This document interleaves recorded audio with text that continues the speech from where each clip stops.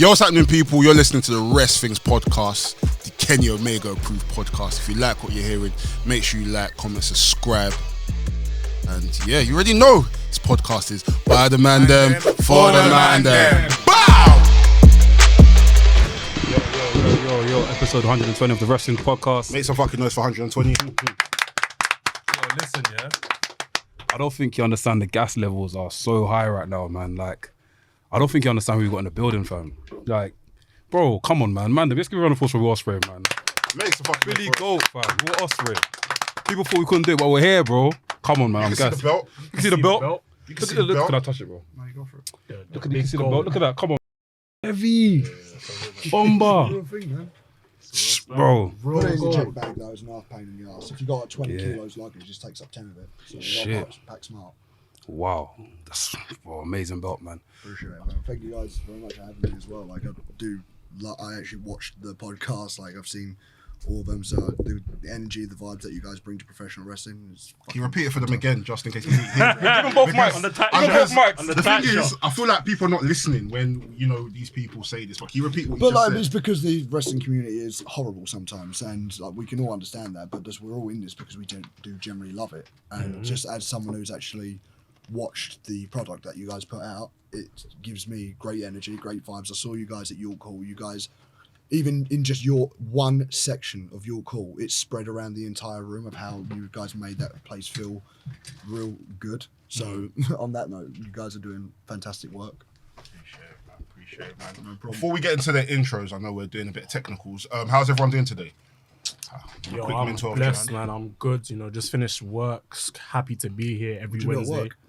What you say? What'd you do for work? I'm a designer, so I make websites and apps. Oh shit! Need Oh, something can I done? swear? Yeah, say what you want. Swear, you can say whatever. Everyone else doesn't swear. I think like that's the problem with me. I'm just so Essex. I swear every sentence. Bro, Like, get there'll- all out the system, There'll be bro. like an F-bomb everywhere. It's why I could never go like anywhere. Like just funerals, like first That was the dates. first choice. I can't go to a funeral. Can't You go. can swear, man. You swear. Say what you Go is fucking depressing, isn't it? I feel good. As you know, always ups and downs, but it's always nice having something to look forward to at the end of the week. Like I said, WRESTHINGS, looking forward to talking to you guys about wrestling every week. It's just, you know, it's a blessing, man, honestly. So I always thank God for that. So, I think one of the hardest things was like keeping this a secret to not letting anyone know that we've got Will coming on. bro. Like everybody was with us on Saturday, and I was just thinking, I know No, something. it's not, 'cause I we got watched- a bad boy piece of information. You guys don't even know it. Because we were watching Ospreay versus, we was watching your match with Ricochet at True Destiny. Oh, what, the one with the rope broke? Yeah, there's your boy NK. This is New Japan's New Japan correspondent. Love the work, mate. Love the work. The work you're doing is paying off. But like, if you was actually a real fan of like Japanese wrestling, you know about the Japanese culture. So on time is like 15 minutes beforehand. You know, so fucking with you, man. I know. You all good though? Yeah, I'm good, man. I'm good, man. I'm good. Nice to see you, bro.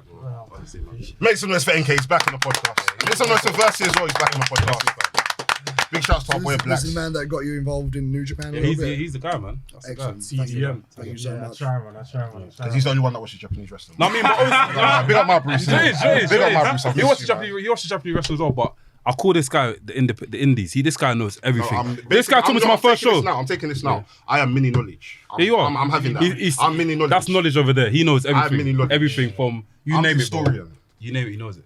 Well, I thought it was going to be Lucha. Now I'm Lucha. I don't watch Japanese wrestling anymore because nobody acknowledges my Japanese. No, we do. Now I'm going to talk about El Santo and Latin Lover. That's it. Oh, so you're going deep into like Mexican wrestling. I'm trying, yeah. That's one thing I can never really like. I couldn't sink my teeth into, but like I loved. I tried for like Where I started wrestling was Lucha Britannia, so that was kind of like it's always a mad feeling. I never really understood Lucha Libre, but I loved where I come from. I was a quote unquote luchador. Apparently, I didn't think I was, but I guess everyone else called me that. CMLL 8th anniversary show from last week. The main event was Averno against Ultimo Guerrero, and it was absolutely amazing. Like Guerrero's a G. Such a great match. Like, I mean, the rest of the show I didn't watch, but I watched that main event, and it was like crazy good. I done the Fantastic Mania. It was my first ever like tour with the Mexicans. They came over to Japan to do like a tour.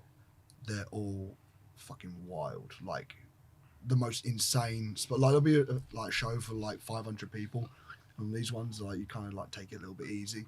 Motherfuckers are like boosting each other up, shit like that. I've got so many like funny stories about like I could probably never tell because I might get in a lot of trouble.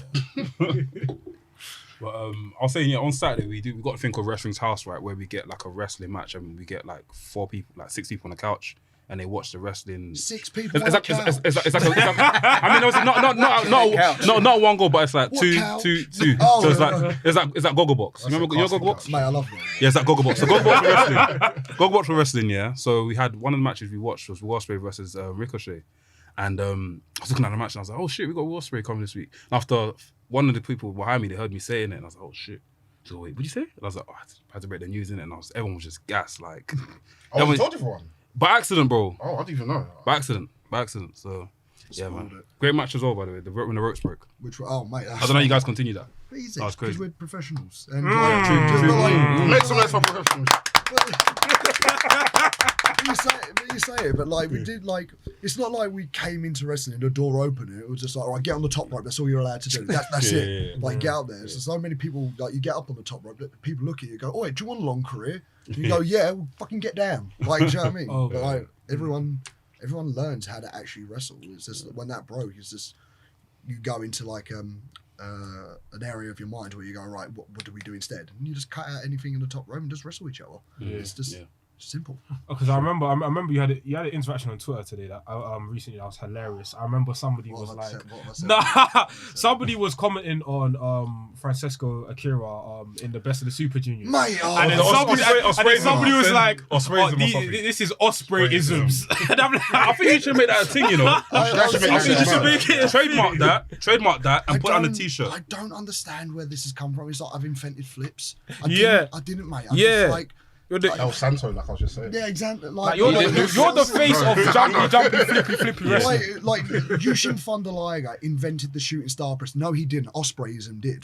So do you know what I mean? Before I was even born, before I came out of my mother, like I invented the shooting star press. You know what I mean? It's just like just get over yourselves, guys. Like stop smoking crack. Like, it's not hard. I don't like. Just enjoy what you're seeing. I go on for hours for like this stuff. This is why like I am going to be entering OnlyFans and Pornhub because everyone seems to be saying so many lovely things about what the girls like fucking cut, like everyone looking like extremely gorgeous, but it's just like everyone's lovely to them, fucking horrible to me. Like, I'll break my back for you guys. Like, oh, come on. That's what I mean, man. I just need to get my ass out more. Yeah, because I was even going to ask because in the wrestling industry, like. There are people who have a lot to say about you in terms of like, oh, like this guy, all he does is flips, all he does is this, all he does is that. Like, how does that affect you personally? Because it's like you go out there, you put on a show for people, and there are other guys who don't do what you do, who have so much to say about what you do. Like, does it affect you? It did at first, because if we're gonna talk about like that first time I wrestled Ricochet, I think that's a lot of time where everyone maybe first saw me. Yeah. But like me and him have done that match in so many different promotions, like Evolve, Rev Pro, and like, and I'll give every bit of credit where credit is due. Ricochet is like the greatest high flyer that has ever lived. 100%. Makes nice magic. He's my best mate. He's my best mate. I love him dearly. Even he was on a show at Cultaholics. He was like, "Is Ricochet better than Will Ospreay?" And he went, "Of course I am." Like, so I'll get you back for that one day, mate. But like, but in terms of just being like, he understands and he's such a good teacher and all that. But I kind of took, other than Vader, like calling me like, this is not wrestling or whatever. Other than that, because I kind of looked at it as banter and was like, "Oh yeah, cheers for the share, mate." Like, do you know what I mean? But I kind of listen. I like to listen to you guys, and if you've actually got some actual feedback, okay, then give it to me. And I took every single bit of feedback on that, and then I got in the ring with Shibata, and I've been in the ring with Okada, and I've been in the ring with shit, and like, you can't. I can names again, just in case they didn't hear it. But like, but even more, like, I can. I've been in the ring. Keep going. Keep going. Keep going. He roasted Tada. Come on, keep going. Who else? Keep going. No, we're not breaking. AJ Styles. Keep going. Jon Moxley. Keep going. Kenny Omega. Not yet. PWG. Oh yeah, we have. Yeah. We're not on good speaking terms right now, so we'll just leave that there. But just in terms of just being like, I don't mind listening. Like I will happily listen to fans like criticism, but in the same sense, just be prepared for my thing to be like, I don't really care because you guys don't pay me. My company does, and all I'm down to do. It's like, and it's not like I'm waving the company flag and this is all. I don't care. I do care about fans' opinions, but in the same sense, the people that are paying me are New Japan, and they're extremely happy with my work, and they wouldn't have brought in a guy who can only do flips if that was the case. It was just like, look at the backbone of what New Japan Pro Wrestling is. It's like it's like Inokiism, it's Pancrase, it's UWF, it's like kind of what Suzuki is doing, which is very ironic for Sunday that I will be facing Suzuki. But like, if we were all doing the same stuff, then no one's unique. Yeah. So that's kind of where like I wanted to show, like I grew up as Spider-Man, and I don't want to talk about it because I get real emotional when I talk about Spider-Man. Like, but like, but it is just one of those things where I just like, I wanted to be that. I wanted to be Spider-Man. I wanted to be a Power Ranger. And then I was able to put that into professional wrestling. So that's who I wanted to be. But I know I can't do that forever. There has to be evolve, and there has to be evolution. And now I believe I'm not just the flippy guy anymore. No. And if you judge it by the Mike Woku match, I've fucking caved his head in.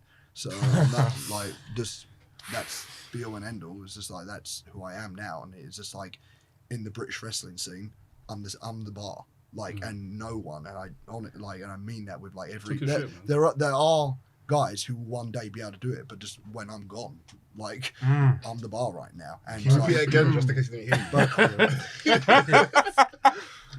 I know it's going to upset a lot of people, but the thing is that I will say is that I love that Rev Pro roster. I think it is like such a great roster. I think it's got so many unique details, but there is a reason why I've lapped the field. It is just like it's nothing other than I'm the best wrestler that British wrestling has ever produced, and it's just but like.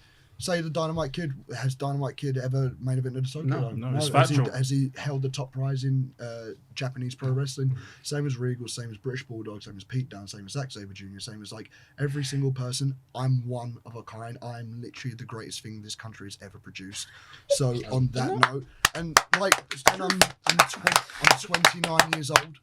I've not even hit 30 yet. Like, even if you want to go on those, like, you can go on those like 5-star. If you think about it, right? If that means something to you, whatever. If it don't, whatever. But in that 5-star bracket, where it's just like I think I'm on the same as Ken. Then there's Okada. I think there's Kawada and like Misawa. Like that Misawa thing, that's reachable, and it's some kid from England. Essex. It's some kid from Essex. Think about that. Like, I know I'm good, but what I will do with my talent and my ability is I will share it with that locker room, and I will make that locker room just as good as I am. No. Also, those names you've mentioned, they haven't sat with us, so Yeah, there you go. Yeah, I mean, to be fair, like you gotta have to be on this podcast to be the shit. Like, do you know what I mean? That sounds like obviously you mentioned Evolution. I'd love to get into the Evolution of Ospreay right now. I've watched matches from the early career to where you are now. NK showed me the match between you and Shingo, like I said.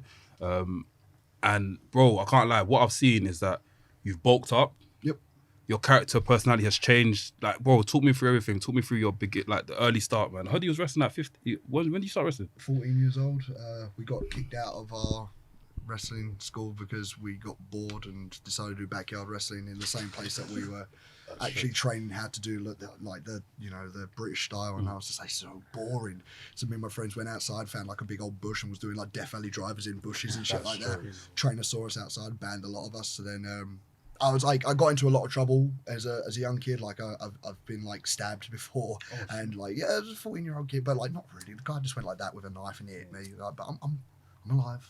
Like, don't panic, mum. But like, my mum put she knew I was getting into trouble, but like, this is why I love my mum, I love my dad. Like, knew I was getting into trouble, and instead of being like putting me into an activity that I didn't like football or rugby, they knew that I love wrestling, and my mum works in the theatre industry, so she knew a welder, like a fabricator, and they built a wrestling ring in my garden. And every day after school, instead of like going out graffitiing or like smashing people's windows and shit like that, Me and my friends would just wrestle in my wrestling ring and film it and put it on YouTube. That's it. There's actually a documentary of you on Yeah, it's Amazon. Amazon. Yeah, Right. dude. Yeah, Like that's honestly, yeah, if you just type in, I'm embarrassed saying it, RCWA, and then my backyard wrestling name was Ace Payne. Is that still on there now? Yeah, it's still on there now. Like I'm dead proud of all that Shit. stuff because at the end of it, it's made me who I am now. Mm. Like I actually preach to trainees these days, go out and backyard wrestle. And like I know that's a horrible thing to say because so many people will be like, but what about the injuries? Wait, It's is that like- it? Yeah, dude, I was Ace like, Payne? that's 14 years old. That was me and That's my cousin, crazy. and my cousin was like 11, I think. Like, yeah, Wait, Ace Payne's a sick name, by the way. that's all right. I think that's a sick name, Ace Yeah, Payne. but Created yeah, on 2K22. that would be. That's nuts. And it's man. set to Foo Fighters. You gotta love that as well. But yeah, just I lost my train of thought. Sorry, bro. Uh, Yeah, but you said you was wrestling. You encourage You people to encourage backyard. yeah, Yes, I do encourage because I do understand that there's risk and like this is dangerous. This is I've seen people like break their necks from this. I've seen bones come out of like skin. I've seen horrible stuff and people have seen worse. People have seen people die in this, but like in a controlled manner where we was in an actual wrestling ring. Like we had some form of training, we understood what we were doing, and we would go to regular training sessions. So like do that, but like there wasn't the outlet. Like the independent scene, there wasn't one when I was 14 years old. There wasn't a training school. There wasn't anything. So me and my friends would just watch Ring of Honor and just copy it on TNA X Division matches and just copy it move for move. So like that's how I learned. And from there I found Greg Burridge and Gary Vanderhorn, who are like I've got nothing but like incredible things to say about those guys because they trained me from the ground up. They knew everything about my backyarding, and like every single time they've said stuff like, "We can't train you, but what we can do is structure you," because I could do anything. Like if you went to top rope double moonsault, I could do it easy. But the thing was, why was I doing it? I never understood that side of things. So this is where like I'm uneducated. I've passed maybe 2 of my GCSE subjects. Like, I only found out in 2019 I had ADHD and I'm on the spectrum for autism. I should not have succeeded at all. The school system failed me, but for some strange reason, I fucking lock on to professional wrestling. And I am passionate about it. I love it. And anyone that has, like, any type of love for it, I can just fucking, like, I've got mad superpowers when it comes to shit. And I can just make people fucking love this shit. So, like, I love that type of thing. And then with Greg and Gary, they helped mold me. And I went on to the independents. I was under a mask first as Dark Britannico, and I was opposite Paul Robinson, who's my best friend and still Shout is to out this to Paul day. Robinson. I love Paul Robinson. Best human being I've ever met in my life. He's always been there. I've got mad stories about Paul Robinson, of just promoters trying to sting us for money, and the promoter's like this big and Paul's this big, and him going, "I will fucking kill you, bro." I just laughing, just so much joy with that. But just one of the sweetest human beings I've ever met in my entire life. Didn't know what I would ever do without him. So I'll be working opposite him. From there, we became a tag team on the independent scene. We would do like Rev Pro and all the other good indie promotions that you guys can name. From there, I was able to break out the PWG. And then from there, thankfully, I've landed in New Japan, and it's just been growing up in front of the cameras ever since. At 22 years old, I was signed to, at the time, the second biggest promotion in the world. I had to like grow up in front of all of you guys. A kid that I'm not educated, I don't understand politics, I don't really understand a lot of what today's society is. I think I was just a kid with a deer in the head in these lights, and I've had to like grow up in front of everybody. So like on that, like I'm fucking proud of that shit. I'm proud that I've had to like go through all the shit that I've gone through, because I'm here now, and I'm just grateful to be alive and fucking in wrestling. I think that's so sick. Honestly, great story, man. Very emotional. Before we ask any more questions, we forgot to do our intros. Yeah. Oh shit! We're so gassed, We're like man. 30 minutes into the fucking. Trust me. Yeah, it's the Foolish Professional Nafi, formerly known as VHS Bappy. To my left, I've got. When I say guap, you say daddy. Guap! Daddy! Guap! Daddy! It's a strong star rating, leg drop hating, big back rubbing, Chris Jericho loving, son of a gun, your boy Delboy, aka Soldy Lee, aka Jordan Michaels, aka the Nostalgia Police, aka I'm not gonna lie. God forgive me if I bust my nine. And to the left of me, I got. I've been watching wrestling since 1990, but I've been observing since 2001. I'm all about facts and data over agenda. I'm the TDM OG, and this week I'm absolutely bloody sick of dogs. I've had dogs all over the place. Like, it's your boy Knowledge. Yeah. You want to do yours, right? Oh mate, I'll just go. I'm the fucking Billy Go. I'm the fucking former IWGP World Heavyweight Champion. The only person in Britain to ever main event the Tokyo Dome. Okay. The best wrestler in the world today. Facts. Will Ospreay. Factual. Facts. Shout out United Empire boys. Hold them up. Crowns up, baby. So we do that. So it's kind of like rock and roll. And then you cross the crowns over like that. So it's a big old crown. So we fucking we're the kings of wrestling. We're the fucking kings of wrestling right now, mate. Like honestly, like name a better fucking unit. Look at our fucking unit. Like literally, it's just the best fucking dudes. So I love my fucking crew. No one else got like sick intros to do. Like, It's coming. They're good. Been a while since I heard this one. What's going on? It's your boy Luke GV, aka VRSYJNES, aka the Masked Man. I'm here. I'm back after hiatus. Can't speak. Good to be back with the man. Them. We're here. Masked Man, stand up. Let's go. Who's that jumping out the sky? Yo, people, it's your boy NK, aka the man of the hour, too sweet to be sour, aka the hood Japanese correspondent, aka the CEO, the president, the commissioner of the TDM Tokyo Dome Merchants. I'm in the building. It's a special episode, so give me everything now. Give me everything now. Okay, you'll get everything if I remember. It's your boy Laps, the main event liver and champagne sipper. Back again for that wrestle talk, that smack talk, that Will Ospreay talk, that get breast things to how many subscribers? 10K subscribers talk. We're in the building, done now. I like that. it's gonna go up by the end of this session. Oh, bro, I'm telling you that, bro. Hey, listen, I He's a can't lie. draw, man. I know you wanted to do the whole drop the picture. I'm dropping it tonight. Let's do that. After, I need people's tables to be shaking like this, bro. And they see the picture. Oh shit, what's right? Like, I was thinking on my way here, like, literally, like, no gas, like, this is, like, you've had an amazing run in, like, 2022. I've just seen deep in the matches you've had with Zack Sabre Jr., the match you just had with, the four-way you just had with Moxley, Juice Robinson, Tanahashi, the match you've had with Moxley himself, Okada, Play Christian. Oku, and it's like, it's like, I'm literally in the room with the best wrestler in the world, and it's like, I want to talk about, because you're start in New Japan, you were like kind of like the upstart babyface, you were in Chaos, you were in all of that, and just to see your transition from who you were then to who you are now, it's like, like what inspired like the transformation? Because like you, like, ability was always there, but I just feel like now you've managed to put it all together, and like now you're the total package. In terms of the character, or Character. So that, like the character, like I won't lie to you guys, it is a like. I wanted someone that, like, because the crowd just didn't like me anyway. Like, and it's because like they hear stuff and it's like, oh man, and they love it. They just wanted to just be. They want me to be this vile human being that they believe that I am. So in that case, I'll give it to them.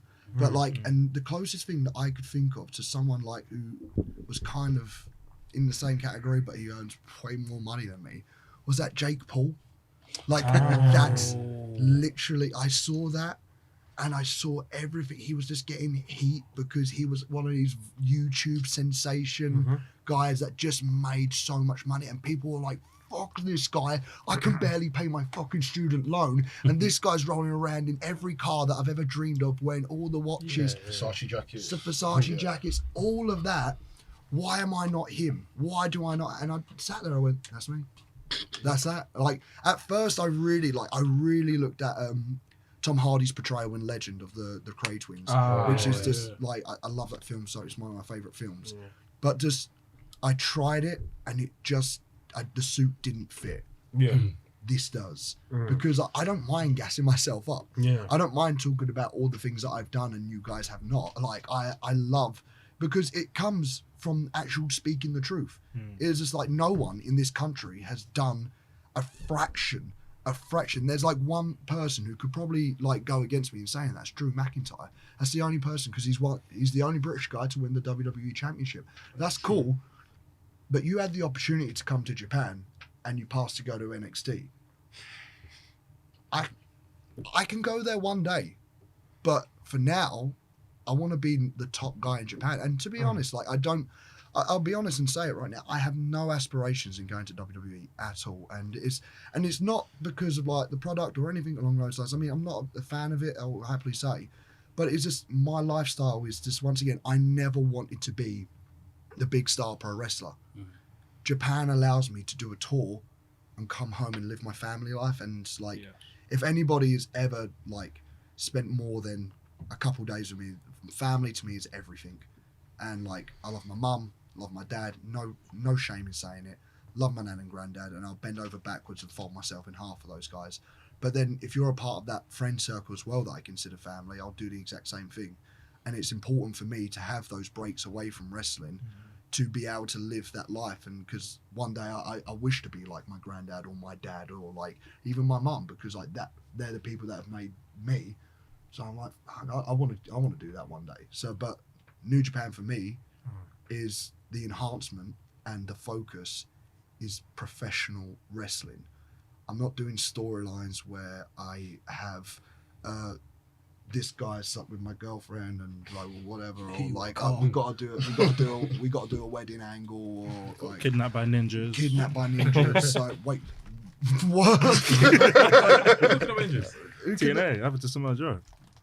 I swear. You got kidnapped when he I was like gone for a bit. TNA as well. I must have missed that. No, I should like, but it's just one of those things where just like I know from the outside I'm a guy who does a lot of flips and whatever, but like I'm a wrestler through and through, and I like professional wrestling, and I don't mind, like, trust me on this, I don't mind the odd like love triangle angle. Trust me, I don't mind it, but I just like, there is nothing better than when the bell rings, and there is just two guys wrestling and telling like wonderful effing stories, and then the moment that bell rings, you have one or two feelings in your mind. You're going, that was amazing, and the other one is, can't wait for the next match.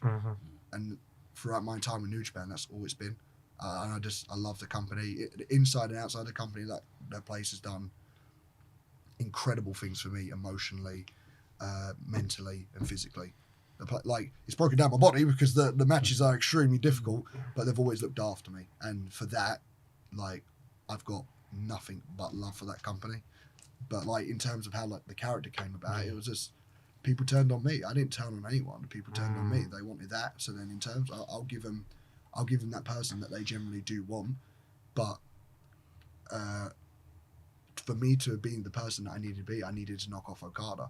Okada will always stand in my way. It's not like, tell me someone else from Chaos that has held the main championship. You can't, because it's not true. Why? Because there's someone standing in the way. He is the gatekeeper. And although I stand here and I say I've still not managed to get over that, I still can't work out that I can't beat that formula of Okada. But I will one day, because this last Tokyo Dome, I kicked out the Rainmaker. That tells me one thing: I'm getting stronger. You're getting weaker. It's just a matter of time.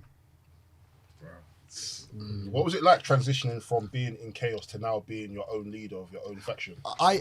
So this is one thing I hate, the term leader. I've never liked it, just because like I like group efforts more. Like if, for example, Jeff Cobb in the G1 nailed it. Like, there's not many guys that can sit here and say that they wait like an 8-match win streak in the G1. Like, it takes a special, and because I had my injury, Jeff stood up and like he went to the plate, and instead of me going like, well, no, I'm the leader, I just went, no, here's the ball, we'll block for you. And like, that's how I see it. And like, if I was to put anyone as a leader, it's Okan. The great Okan is actually he understands marketing, he understands everything about like the art of what professional wrestling is, on not just inside the ring but outside the ring. But just, I would say like I'm the founder of the United Empire, and it's just like, to be honest, that's not the name I originally wanted. Like, it was a different name, but like, I'm not going to repeat it for certain reasons, because like, if I do want it for another day, like who knows, I always like keeping things close to my chest. But it is just one of those things where just like, I've been given the ball and I'm going to fucking run with it, and my track record speaks for itself. When I've got the ball, there is no one better at running that fucking line than I am. So I fucking love it though. I do. But the hardest bit was kind of just like the weight. The weight was such a hard thing to do, because maintaining a heavyweight status for me, like I'm 5'11", I'm naturally kind of like under 200. So now keeping that weight and eating and constantly working out now. I mean that, even saying now, I have slipped in my diet. I'm not afraid to admit that, and I'm going to whip myself back into shape. Don't worry about it. But that's the hardest bit. Is keeping that weight on, keeping true to your diet, whilst traveling to every fucking country in the world, because you've got to prove that you're the best in the world. I don't just stay in one country. That's the thing. I was I'm a champion in 4 different goddamn continents at one point. That's the meaning of best in the world. You can't say that if you're staying in one promotion. I visit everywhere. I go everywhere. Okay. Okay. I just clocked. Yeah, I just clocked. Hey, wait. Okay, cool. He's outside. We're dropping seeds. Let's just open the door a bit. Forbidden door. What are we saying? How you feeling about that? What's your take? They didn't even fucking tell me that it was happening. I found out honestly, this is honestly how I found out. I was sat next to my missus. I was like,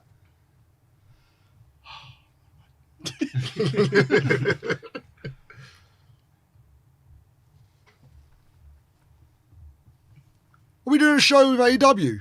Yeah. Oh. Nice to tell me. That's honestly how I found out. They didn't tell me shit.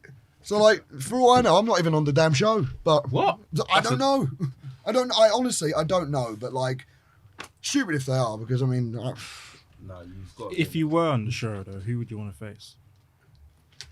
I mean, the obvious ones are the clear obvious ones. I think is Punk and Danielson are my obvious ones. But I'd like a challenge, and what I mean that is, I would like a homemade guy, someone that didn't come from NXT, that didn't come from New Japan, someone that was a home, because I think that's the challenge, is can I do a sick match with someone that was just born and made in AEW. I think that's something I'd like to challenge that more. But who would that be? One of the pillars, maybe Darby Allin. But Darby Allin came Jungle Boy. I'd love to tear out with him. He means in terms of AEW's that's what's made them. For example, if you got I mean, the obvious ones are kind of obviously he's probably wanting Kenny Omega and he's got the show. Bro, that's gas. But Kenny Omega is gas. I can't lie. We're just not on good terms right now. I just want to leave. It's just when you leave the building and when you leave New Japan and you say hey, you pull me to one side and you say, hey man, you need to step up for this company. I believe in you. All this and gas you up. And look at you moving the mic and goes to get the gossip. and they gas you up hard. And you put your heart and fucking soul into trying to make this. And because the bar was high. For both myself and Jay, the bar was high. And once again, I actually care about I want the fans to watch New Japan wrestling and be like, this is fucking professional wrestling. And now I'm fucking doing it and destroying my fucking body to do it. And then you cunt me off online. What type of a cunt is that? Do you know what I mean? It's just I look at you and I actually hold you in fucking high regards. Actual high regards. And I respect everything that you've done. Even when you've done that fucking barbed wire exploding match, it went to fucking shit, right? I actually was the type of guy that went, oh man, I hope they're fucking all right. Because the bombardment of tweets that you get, I was probably the only guy that fucking did that. And instead, the way that you retaliate is by burying me to your fucking shitty little fans. It's just I'm literally doing my fucking best. So on that, it's just that's kind of why me and Kenny just don't get along. It's just one of those things where just I'm sure he's got something else to say and whatever, but it's just one of those things where just I prefer him to just stay away from me. So at this point, because it's not even funny to me. It's just you honestly can destroy guys like that. It's just you was literally the guy saying this and now you're saying that. You're I don't like two-faced people. Be real. Just be real, and that's the way I ask for. But AEW wise, I mean, once again, I love the product. I think it's brilliant and it makes me excited to be a wrestling fan. So the real challenge for me is just there's obviously guys on there now like Keith Lee. There's you've got unfinished business with Wonder, Mox, yeah, but that would be a hell of a thing. But just I still think this show should be just let's just go balls to the fucking wall. Yeah. What are the fucking dream matches? What I'm sure Okada and Punk, Tanahashi and I want to see Shingo Haran. Huh? I want to see Shingo Hangman. Shingo Hangman, that'd be a good one. Like, I'd like to see Kenny Shingo. I think that'd be a fucking banger. Yeah, That'd be a banger. But like, You and Dante. Dante's a good one. Lovely boy as well. Lovely young man. But I would just really like somebody who was grassroots. Yeah. Because I think that's the mark. Because you've got all these star guys. You've got all these guys, like, and they're the dream ones. They instantly think in their head, top 5, Punk, Danielson, all these guys, whatever. But like the guys that were there from the start, I like one of them because I believe I can have the best match with one of them because they're hungry and they're going, we should be in those spots. So you say you want to do that for someone else. Who is that person for you? I don't like the thing is I don't know. Like I'd love Jungle Boy because I think. I mean, in the past. So you said so you're saying like right now you'd love to like take a young person. So put me in that position. Yeah. So when you were the young kid, who was that person in New Japan that took you? AJ Styles. AJ Styles. I honestly love this. I remember, like, honestly, to this effing day, like I remember it was like 2014. I think I was just about to wrestle Matt Sydal, and Andy Quilden pulls me on one side, and I've got nothing but love for Quilden. That man is just an absolute G. Love him. Gets on my tits sometimes, but I still love him. Right? And I'm sure I get on his tits. And he pulls me to one side, and he says, February actually, you, AJ Styles. I cried, dude. That's the sole reason I became a wrestler. Like, a lot of people will be like Stone Cold, Rock, Michaels, and I understand that. But like, for me, when WCW and ECW got bought by WWF, and Vince McMahon cuts the famous line, just like I bought my competition, there wasn't any excitement for me anymore. And then as a kid, flicking through this channel and seeing this mad fucking 6-sided ring, you're like, what the fuck is this? So you stick around, you watch it for a little bit, and you won't believe this is the first match I'd ever see this, but like, the first ever match of TNA was Samoa Joe, Christopher Daniels. The triple threat. Woo! That's why. Like, that's of course you're gonna stay. That's one of the greatest matches of all time. That music fucking, like, that music hits, that, like, you are, and he's got that fucking red hood on. You're like, what the fuck is this guy? He's like fucking red little hood and these red little biker shorts, like, jacked to the eyeballs, and just like, all right, let's see what this guy goes. And honestly, this is the moment. I can just see it in my fucking 14-year-old brain or 13-year-old. He grabs the top rope. Daniels and fucking Joe are on the outside. Jumps to the top rope, shooting star. And I'd literally that moment, man.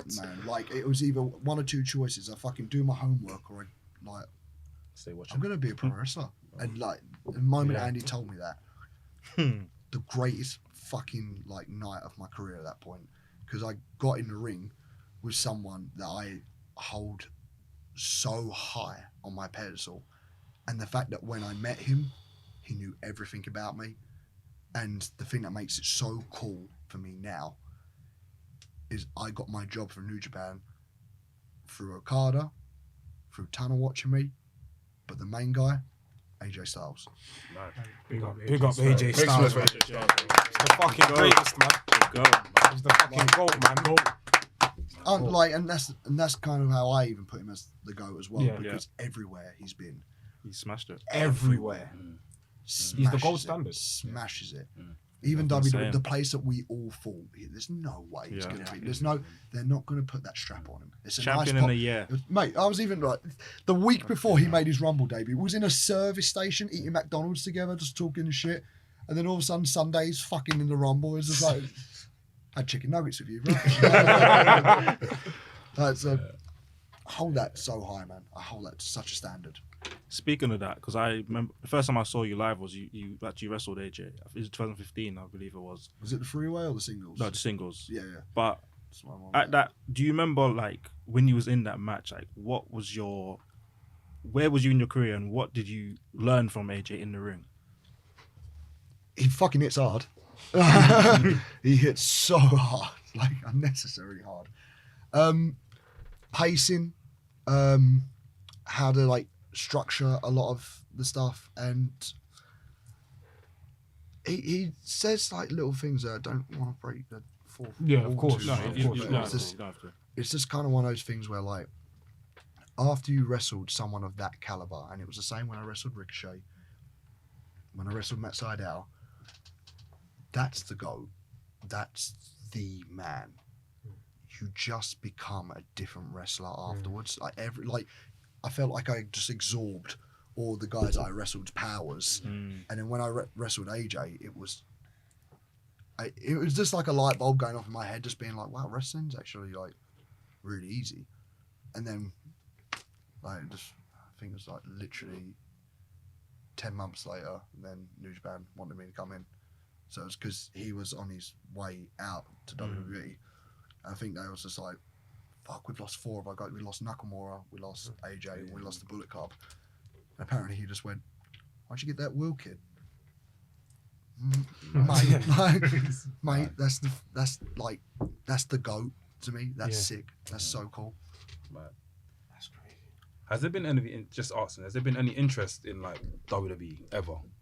Like, As in, of have they- course they have. Like, I mean, Them hitting you, them messaging? yeah, they've messaged like loads of times. It's just trying to put this in the right way without sounding like a cunt. It's just one of those things where like when it all got counted because New Japan put it in first, and I always just wanted Japan. Like, although not like New Japan at first, I wanted to go Dragon Gate because I just had those like Ricochet was there. Like, and I looked at like Ricochet's like my big brother in a weird way. I just kind of like I wanted to follow him and I wanted to do all of that, and that was kind of the style that I really enjoyed doing.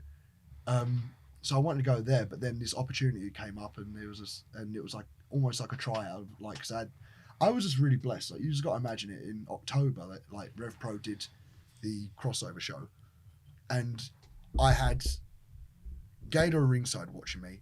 I was in the ring with Okada. The Office was backstage, and Tunnel was peeking through the curtain. It was like, that's literally the 4 guys that you want. So like, if I shit the bed here, I'm done. I'm over. This ain't happening. Instead, like, I nailed it.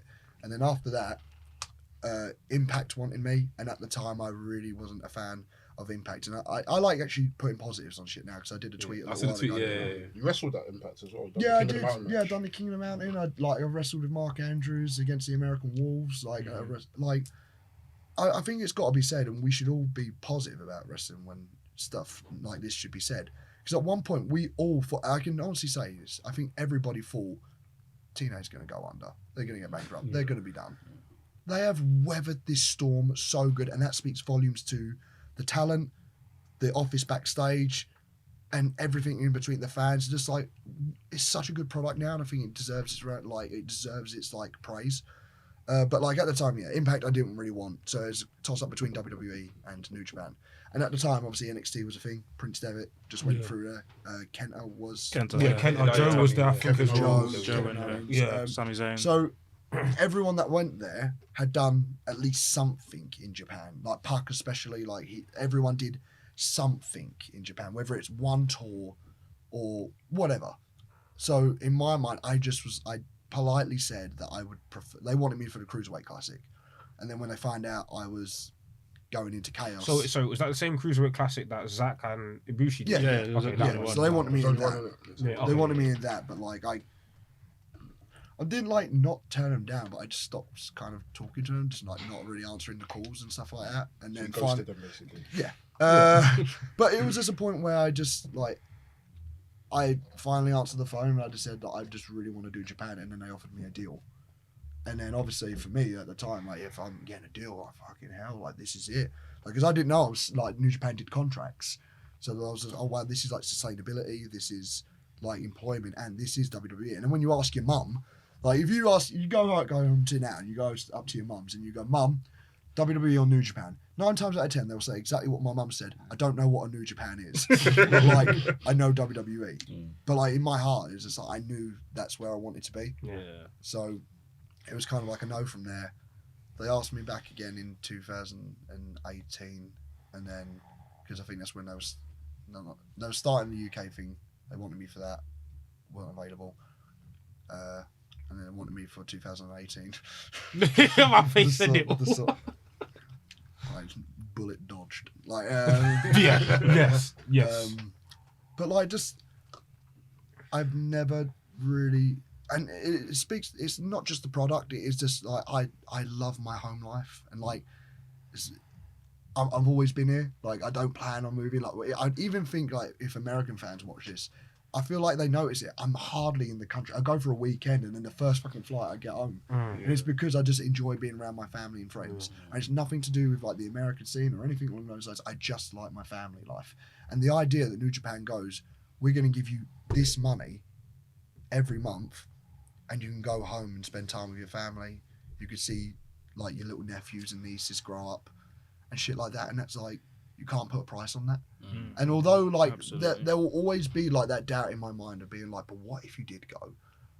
I'm not like that. Once again, I never wanted to be the big star wrestler.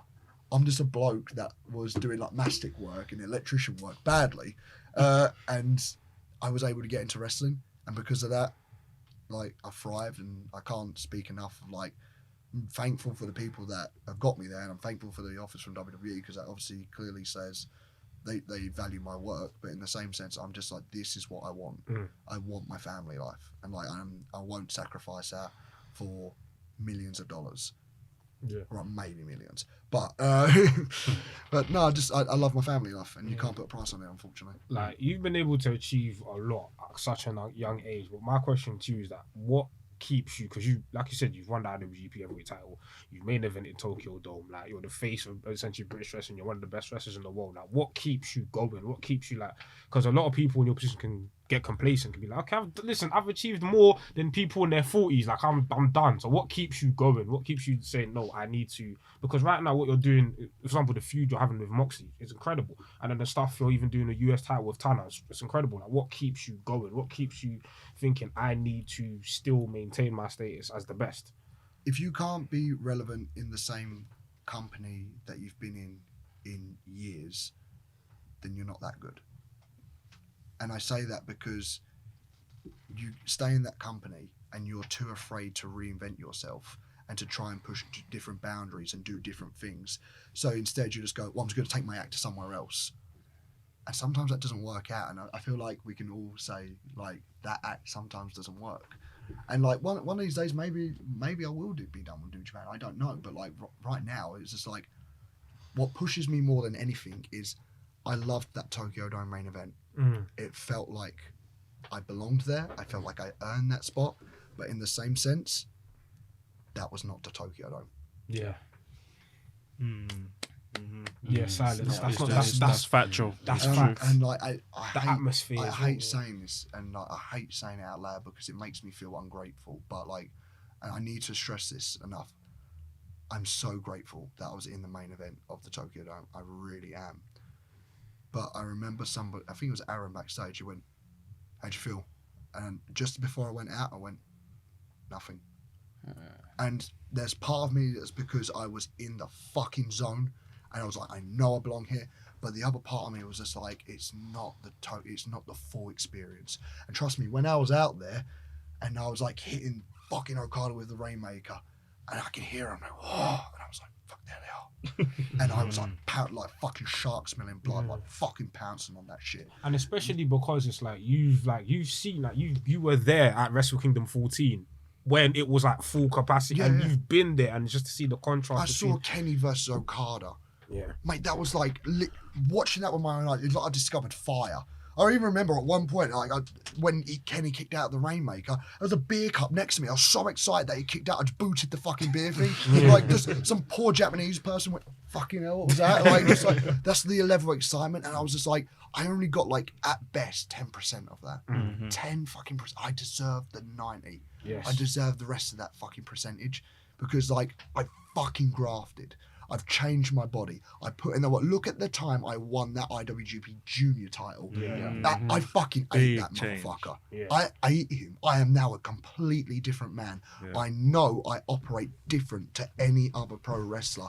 In AEW, in Ring of Honor, in New Japan, in All Japan, in Noah, in WWE, I operate fucking differently. I know I can get back there, and I know I can do it with the fucking full capacity. Fucking everyone's allowed to make noise. 40,000, 50,000, however many thousand people in there. I just need to fucking hear it, and I know I'm going to get back there because I'm that fucking good. Yes. G1's coming up soon. The G1's coming soon. I'm looking forward to it. I'm looking forward to testing myself. Now that visas apparently have opened up, I can only imagine the matches what I'm getting this year. I'm excited to actually get like something different. I'm hoping The fans are expecting something different. I think we need it more than anything. Like because I watch the product as well, and just like you guys, like it's hard to watch with just the clack crack. I know how difficult it is to watch, which makes it even more of a blessing when I say like I got like, and once again like you can take it however you. I actually like the star ratings of Dave Meltzer's. I actually think they're cool because when someone goes 5, guess what everyone does? Can't be a 5. They look at their phone and they watch it and they go, actually that was really fucking good. I'm the only wrestler to get a 6-star match without one person allowed to make noise. Crazy. Ever. Like that speaks to the fucking level that I put in. I made 6-star worthy matches in fucking silence. Say that again. Just I made 6-star worthy matches in fucking silence. For silence. Imagine telling this room right now to stay quiet. You can't. But in Japan, you fucking can apparently. And I made them fucking pop. Not just me, Shingo. I'll put respect on that guy's name because although he's my fucking rival, hell of a effing wrestler. I've grown up watching that man. Together, we fucking made that such a fucking epic match. 6 effing stars, and I came out of the way. It broke my body down. It destroyed my body to the point where I had to vacate the title. But that's something that no one, and I honestly mean this, no one in any company can say. 6 stars in fucking silence. Crazy. Everyone. No, because I remember even last year when you won the New Japan Cup, and then you won the title. I'll be honest, I was like, whoa, it's a big Ospreay's won the title. It's a big position for him, and you filled those boots. Obviously, you got injured, and then when you came back, and then the run you've been on since the beginning of the year to now, it's like one of the best runs I've ever seen. Yeah. It's insanity. It's like I said, in the UK, in America, Japan, it's insanity. I'm the only traveling champion. Like I was the only guy. Like in a global effing pandemic, I was the only guy traveling to different countries. I was holding a Japanese championship, a British championship, an American championship during a global pandemic. Tell me someone else that did that. Just anybody. What else were they? The Warrior? The IWGP World Heavyweight Championship, the British Undisputed Championship, and the Warrior Championship. Like, tell me someone that did it. You can't. Why? Because no one can do it like Will Ospreay can fucking do it. And like, I know it's just like, man, the fucking ego on this guy. I fucking earned it. I earn it because nobody fucking wants to push themselves. Everyone and I get it in a global pandemic. I was fucking scared. Hell, I was at home. I thought it was going to be like the bird flu. I was treating it like an holiday. I was like, I'll be back in a minute, guys. Like, do you know what I mean? But like the moment that I had the all clear, I'm triple vaxxed. I had this fucking virus twice now. It was just like, but I still went out there and I would still go and wrestle everywhere because that's the meaning of being the best in the world. You don't just settle in one place. You test yourself against everyone. And I would happily say it, if they would let me wrestle in WWE as a New Japan wrestler against any of their finest, I guarantee it, I would not come unscathed. I would look just as good in the way that they film their shows as well. Just as good. I believe that in my heart, and it's not me ripping on anyone. It's not me like taking a shot at anyone. I just believe in my fucking heart. I operate different to every single person. Who can I see with in WWE? Akira Tozawa. I would love to see that match. Tozawa's sick. Tozawa was like Dragon Gate. Mate, I'd love to get in the ring. Empire vs. Blood, especially because he's the guy that is what's the correct name? Paul Heyman. Like it's his. Is it the? It's not associate. Special counselor. Mate, in 2016, that man pulled me up on his stage. I saw. Mate, there is. He was there. Mate, there was rooted history. Like I didn't have a fucking clue that was going to happen. I literally just came with Mrs. at the time and was just like, oh, I just want to go because I love Paul Heyman. like grown up watching this man and his passion towards wrestling. That's what fires me up. It's like mad superpowers that you can do that. Like you can talk people who aren't getting paid to put their fucking head through walls. Like, that's a superpower, man. That's a mad superpower. And the idea that he sees enough in me, and what are the words that he used? Like the fact that you're pissing people off is a testament to just how much of a revolutionary in this business you are. And I have fucking backed up those words. And like, I would love to get in the ring with Roman Reigns. I'd love to get in the ring with Rollins. One more time with Drew McIntyre. Put me in the ring with Ricochet. I've never wrestled Prince Devitt. Never wrestled Prince Devitt. I'd love to get in the ring with him. Like, and I'm confident as long as I get to be me. As long as you don't change a single thing that I do, and you just go, here's your entrance, go out there bell to bell and do Will Ospreay. I can do it anywhere and beat anyone. Have you fought water yet? Oh? Water. Yeah, and I've lost him twice. Thanks for reminding me. What would you? Go on. One of the Water matches was I watched it yesterday. It got the 5-star one. I watched that yesterday. OTT, the OTT one. Love Yeah, it. that was Love a that match. Jesus. That was such a good match. I was going to ask you. You've got Nick Wayne coming up soon. GCW. You got Nick Wayne coming up. How does it feel to be an inspiration for like a new generation? It's like you are their guy. I would ask to pick a different hero, just because I don't like. Although I see myself very highly as a wrestler, I don't see myself very highly in a role model position, and maybe you should pick a better role model. But like, I'm flattered. I really am, just because he looks at me the way I looked at AJ. Yeah.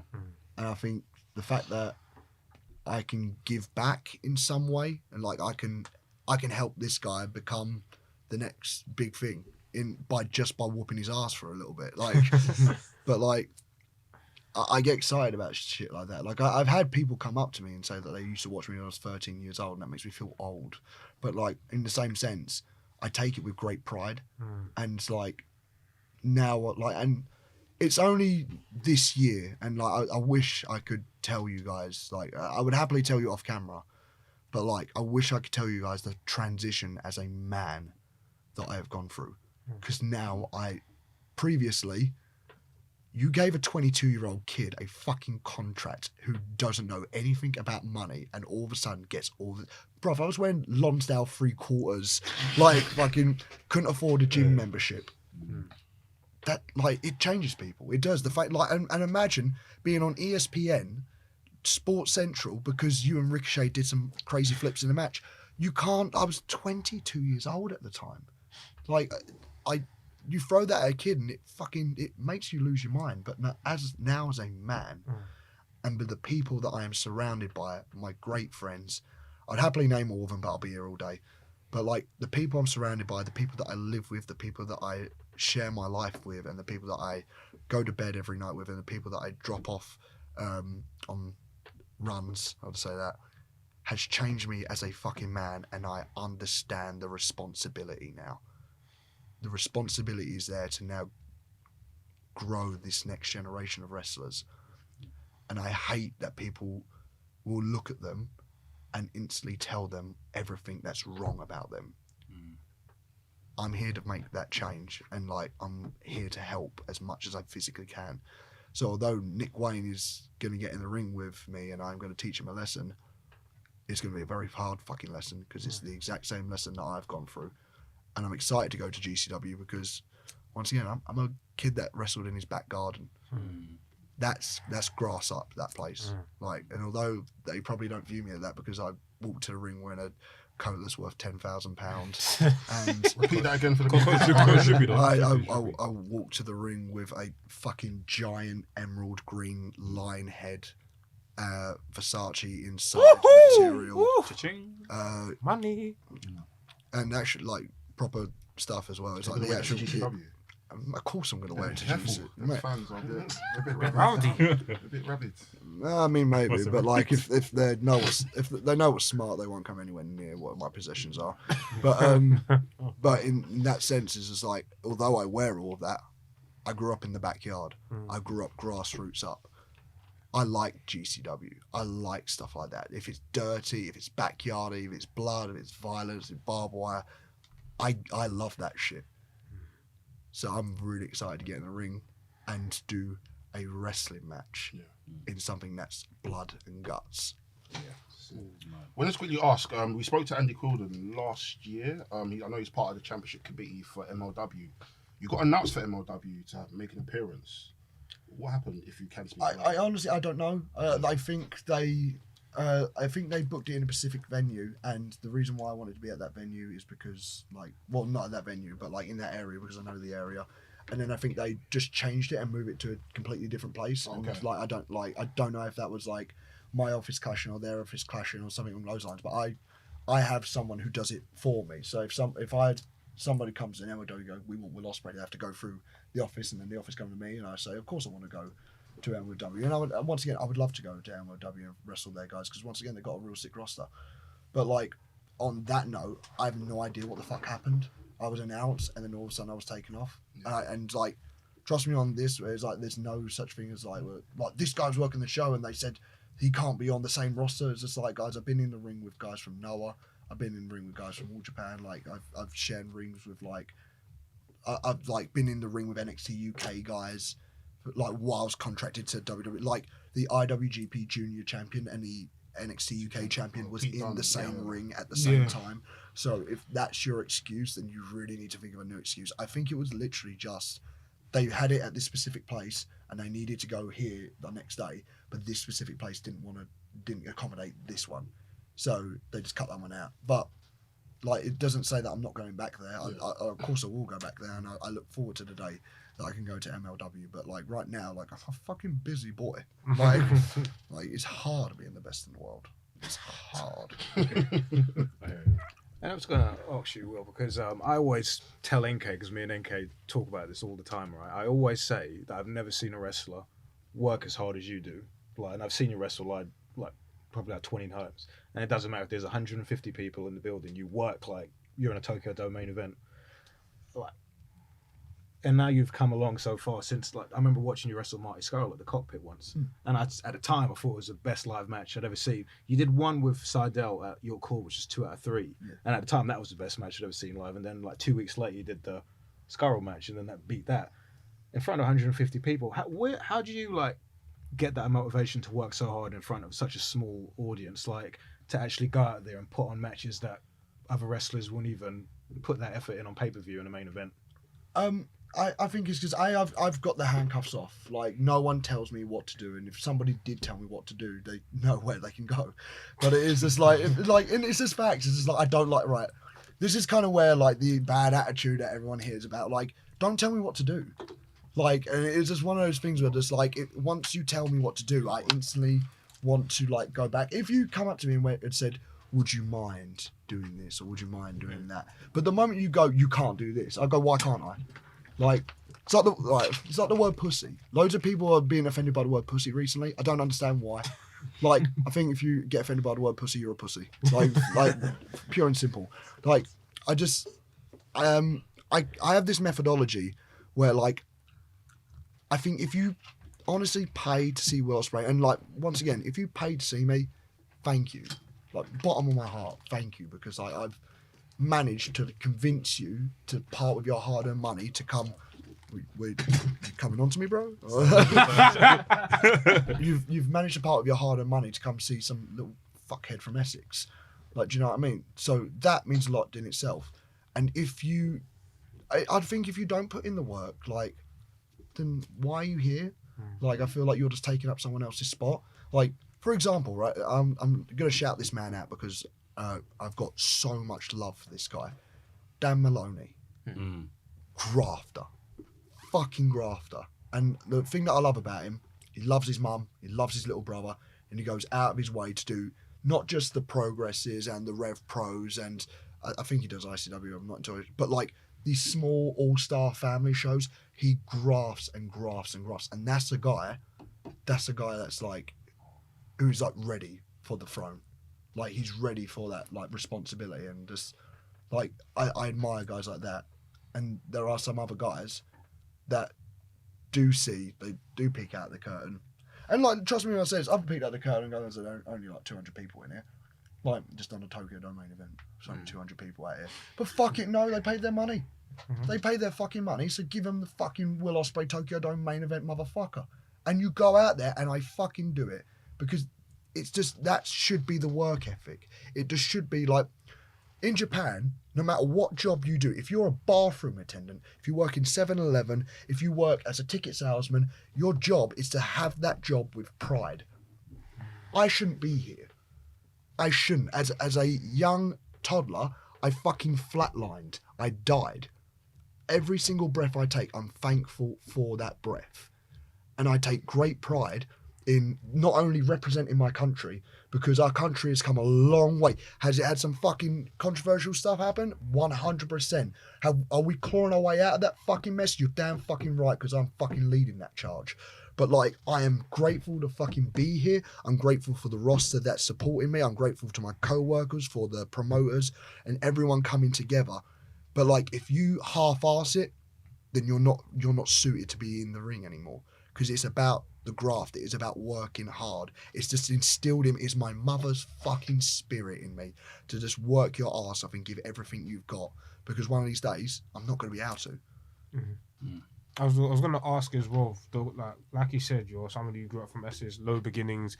How was it like to finally call? You said you got the New Japan contract. Now you're in Japan. Now you're amongst people that you may or may have not watched before. And what was it like? Was it a culture shift being in Japan? Like, what was the experience like first getting into Japan?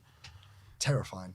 Like, the one thing I will say is that Japan culture, they look after you very much. Mm-hmm. So, like, thankfully, the office knew that this was my first time coming to Japan. So they sent, like, not only a film crew to document it, to show how fucking nervous I was, but, like, they kind of help you out. Like, here's how the trains work, here's how this works. And, like, when you actually get there, it's a lot like London.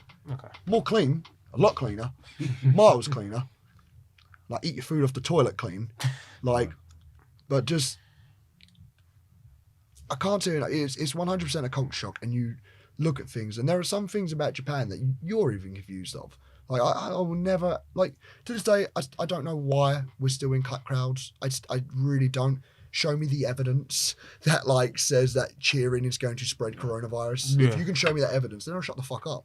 But, like, I know that's not New Japan's fault, it's the government's fault. But, like, in the same sense, I respect that, but I just like, I have questions, do you know what I mean? Yeah. Just, please answer my questions. But, like, other than that, the culture of Japan, there are some things that I don't understand, but there are some things I wish England inherited about Japan. And it's kind of like space, minding your own business. Here's my space, here's your space. Like, if you need help, let's help each other out. And just the work ethic. The work ethic in Japan is just night and day.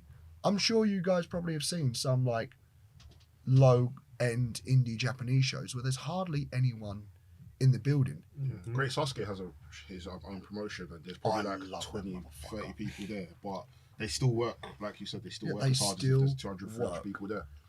Like, and it is about the work, it is about the grind. And the moment you stop grinding, I think that's when you start to become a lackluster professional wrestler. And I think you can tell. I honestly see it sometimes. I can see it, like, when you're not putting in the work, you're not, and then, like, do you know what I mean? So, like, my whole thing is just, that's why I love Japan, the work ethic, their environment. Like, sometimes it can be real bad. It can be real isolating at times. Like, it can be real lonely. Like, especially during that COVID period, it was terrifying.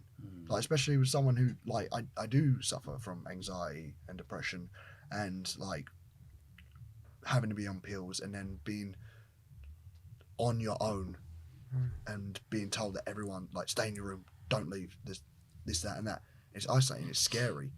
But throughout it all, I love that country, and I love the work ethic, and I love the care that Japanese people do give to one another. I think that's so cool. What's your favourite Japanese food? Oh, mate. Oh God.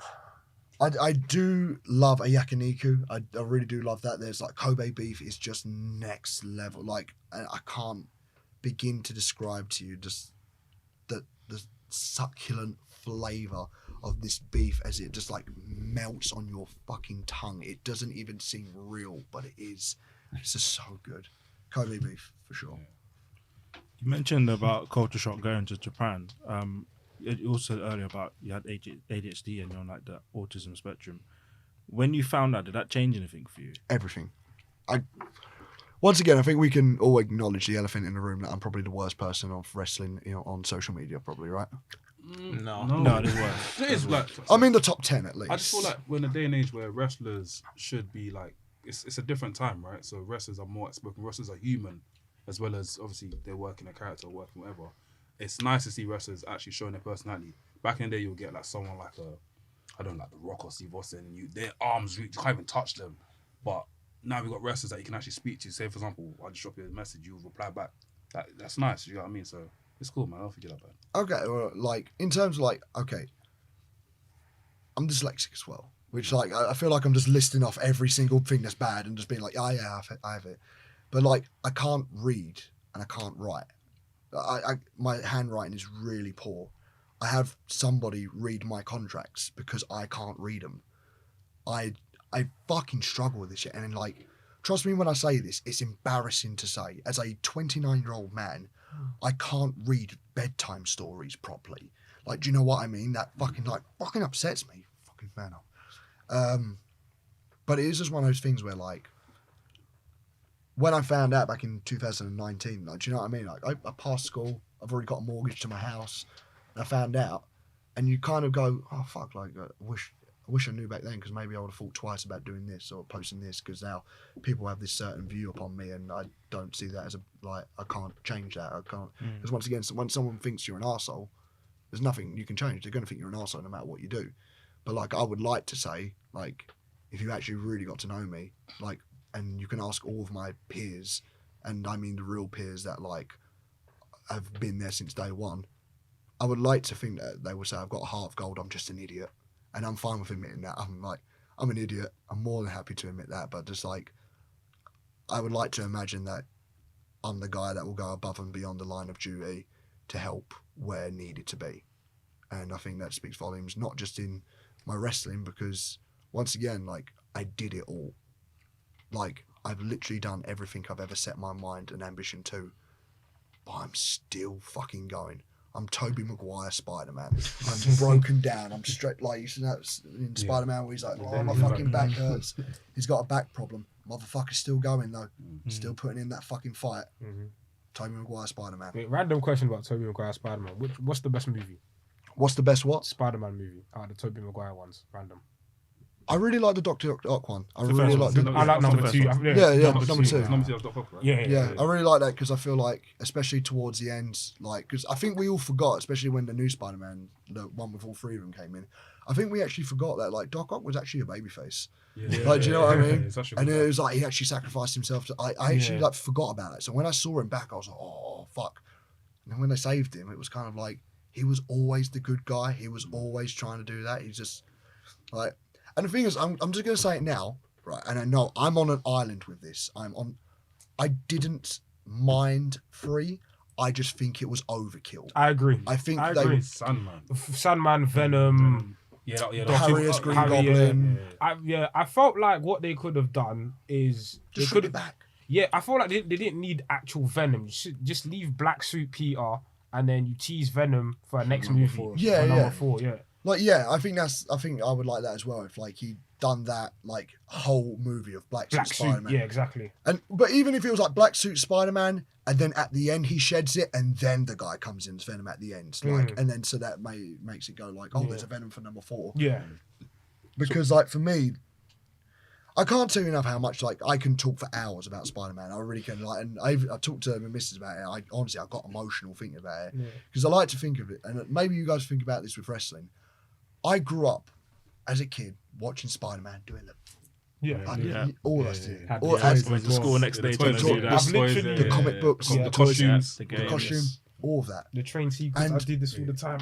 And Holding back the train. Fucking tense every muscle in your damn body. You not seen a video of it's like Spider-Man gone wrong. So when he's like holding the trains and his legs break and his arms. Yeah, of course. I was actually going for a more emotional route rather than like, but like saying all that and just being like, growing up with all that, and now still as a 29-year-old man, I still have those same emotions where I'm just like, fucking love Spider-Man. He's so sick.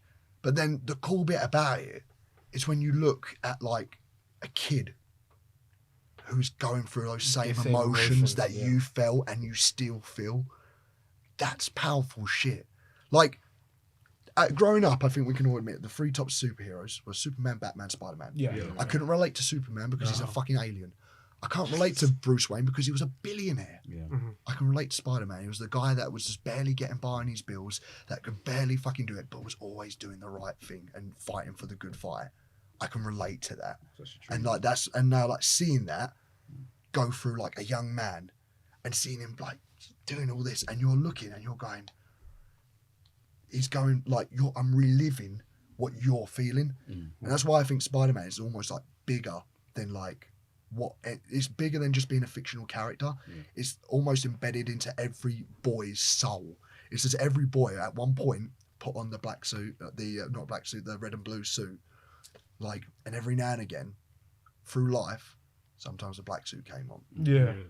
We had to shed the black suit to become back to red and blue Spider-Man. So is that where like the obviously the iconic spot between you and Ricochet when you lot flip and do the is that inspired? Yeah. Of course it's Spider-Man. Yeah. Like that's the one thing, like me and Ricochet is just like, it's the two Spider-Men. Like, do you know what I mean? It's Miles and Peter in the ring. Like, do you know what I mean? But like obviously the roles are reversed a little bit because like he's older than me. Yeah, the point in me. The point in me. But like I really wanted Jeff and Jonah to do that on that New Japan show so bad. Jeff and Jonah are flipping money. I need to see. Oh mate, that's gonna, like, if you honestly think that New Japan didn't like hear that reaction from those two backing up into one another and just look and just be like, we're gonna make a lot of money off of this. Like, do you know what I mean? How was it working with Jon Moxley, by the way? Interesting. He's very like, I feel like he's mad, like he's proper. It's hard hitting. Oh mate, like honestly, right? Because once again, where I come from, I was a 14-year-old kid. I was a bit of a chav. I was getting into trouble quite a lot, and just like, I don't like saying I could fight because I'll be honest with you, no one's ever taught me how to like do a jab or do a cross or whatever like that. But I was a fucking nutcase. As a 15-year-old kid, I'd watch some kid bite the cheek off of someone else. Like, there's stuff that I've seen. So when he was coming back from like WWE, and obviously I knew about the CZW stuff, but I was always just like, I wonder how tough you are. I wonder how fucking hard you are. The moment I cracked him open and he kept going and I knocked him the fuck out on an elbow drop through the table and he kept coming, and just like, it's literally one of the toughest motherfuckers going. Like, tough motherfucker. Yeah, that's why even the match you just had, that Catapult Collision, like you didn't give a fuck about anyone else. You were just like straight to Moxley. You went straight to Moxley. Because that's the whole thing, isn't it? It's just like, I got fucked over. Like, of course I'm going to tap after a bell rings. The matches can't, but like, I'm going to tap out after a bell rings because at that point it becomes exhibitionary. It doesn't matter. This means nothing. This is practice. This is like BJJ practice or whatever, right? But at that point I was just like, I didn't think, like, I was kind of like, why has the bell ring? Is there a disqualification? What's going on here? Because I know I kicked out. I know in my heart I kicked out. But like, the moment he puts a slight choker, I'm like, what are you fucking doing? Get off me. So on that note, like, I am pissed and I am still annoyed. And like, it's not just Jeremy, it is like Red Shoes Uno as well. What for the referees? Like, like, we need to hire like real referees, like El Hebner, who's never screwed anyone before in his life. Is he still working? Mate, I don't know, but at this point, I'm willing to give him a job. I'm willing to give him a goddamn job. His son's in Impact. Sorry. Son's Brian. Yeah, but like, let's get him an actual referee that knows how to referee. What's your gym playlist looking like at the moment? Or what music you listen to at the moment? Mate, music-wise, have you got... Alright, I'm mad into disco music. I have a variety. Disco of, music? Like, yeah. I'm interested. I love disco music. Have you guys ever heard of Purple Disco Machine? It's just I've heard good. Machine. So have I. So have I. Lovely boys, aren't they? But just like, I like good vibes, and I like sun's out, crack the window down. I want to feel good today. And just like, there's a song called, like, not for gym wise, obviously. I mean, to be fair, I was actually listening to the gym today, but like, it was Purple Disco Machine. It's called Fireworks, and it's just like, you just can't not be in a bad mood Like you break up with your girlfriend, found out she's cheating on you, like took every single bit away from you, play that song, you're like, oh, this is actually kind of, that's all right. Like, do you know what I mean? If I find that out, I'll die. No, wait, you might not have a playlist for like heartbreaking moments. I do. I've got, it's called Sad Boy Hours. Yeah, I've got. Oh mate, when Sad Boy Hours. go for breakups and stuff like that, I do have like a playlist and it says like do not play these songs because like it's literally a do not play these songs. It's obviously just like one is the low. And the planes taking off like that. Everyone gets more emotional on planes as well. Like, you get way more emotional, and then you find out everything. You're just like, life sucks. It's those playlists when it's raining outside and you're just looking out the window, and just looking out the window like. I prefer like the rain. I don't know. I might be on an island with this, but like I really like sometimes I'll have the TV on, hear it's raining, I'll turn the TV off and hear the rain hit on the conservatory. Oh, mate, just hearing the rain. There's a like, playlist on YouTube for that though. Push yeah, you to mate. sleep. Yes. Like the I've sleep. got it on my Google Nest. Like, say Google, play rain sounds. Play rain sounds. It's good. It helps. Yeah. You know? It helps. Mate, it's like proper calming and relaxing. Like people just listen. Like that's why I love living in England. I'm always calm and relaxed because it's always fucking raining here. It's sunny out now. So the only It's person raining I've ever tonight. heard compliment the weather. No, I actually like the thing is with England, right? And I can say this, I will go to battle for England, right? If you go to like the hot countries, like I can't take skin off. Like I can always put clothes on. Like I can't take my skin off if it's too hot. And we've all been to a country where it's like far too hot. Yeah. Like it's just unnecessary hot. Like we live in a country where I don't even think most of our venues have AC. Like you want AC? Open a window. Like I will go to battle for England when it comes to our weather because like it's miserable, but we're a fucking miserable country. We're allowed to be miserable, and like I don't like hot weather, but I don't like cold, like super like snow outside, like you know, like one of those like when you hear the Americans and they're in the news and then they go over here and then they've got like a pipe and all of a sudden it just bursts and turn into ice and it's like no, you're right. Alaska in that. No. Could you imagine living there? No way. If you had to pick one though, extremely hot or extremely cold, like living in Alaska or living in like a mad hot country, just boiling. Well, once again, I think it is just like I think I'd rather put clothes on.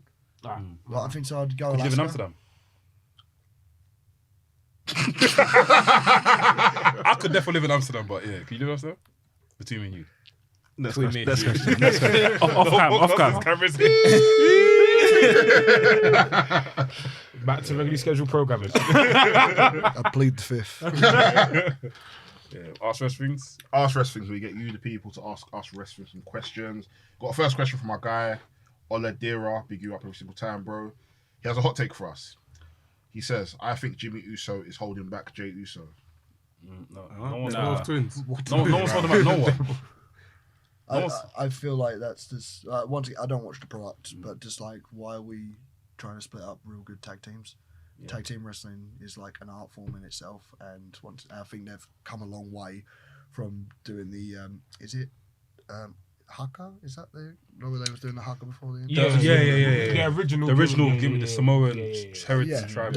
So I think they've come a long way from doing that, and everyone thought that's the only thing they can do to being this like fierce. Like Screezy. But like this, I love the look that they've got now, and it's just like they've completely next leveled the game. So that's what I mean about just like if you can't be like if you find yourself being complacent, or maybe you need to change. And I don't mean the surroundings. I mean maybe you need to change something about yourself. And at first, like putting on a new pair of shoes, it feels a little bit. Oh god, it might be a bit too tight. Oh god, I got a blister from wearing this shoe. Like after like you got to keep doing it. After a while, it will subside, and you're like, well, I actually kind of like wearing these shoes now. So I feel like in those situations, like just why break up people? No one's holding anyone back. Like that whole thing, that bloodline thing, fantastic. Love it. I think it's brilliant. Roman's gone now, isn't he? Next question from our guy Gabe the Kid. He asks, do you think the top stars in the Attitude Era would have been as big as they were had WCW won the Monday Night Wars? Right. Oh God. So I want to pitch this idea because have you guys started a wrestling promotion or something along those lines? God, you guys, I saw something. Okay, we're Soft Pro. We're part of a federation called Soft Pro. Sovereign Pro. Sovereign Pro, yeah. You know, heard about Wait, hang on. Isn't someone messaged me about that? Show her. Yeah, I think he messaged me. Yeah, someone messaged. Right. So just don't you dare steal my fucking idea, because Okay, is it? Can we see on camera? Or is it? yeah, I mean it's fine. Right, but I'm not gonna say it. Arrest me if I do. okay. Batty, I get a ticket to the show and I'm gonna jump the rails. Right. Attack him first, though. Now attack him first.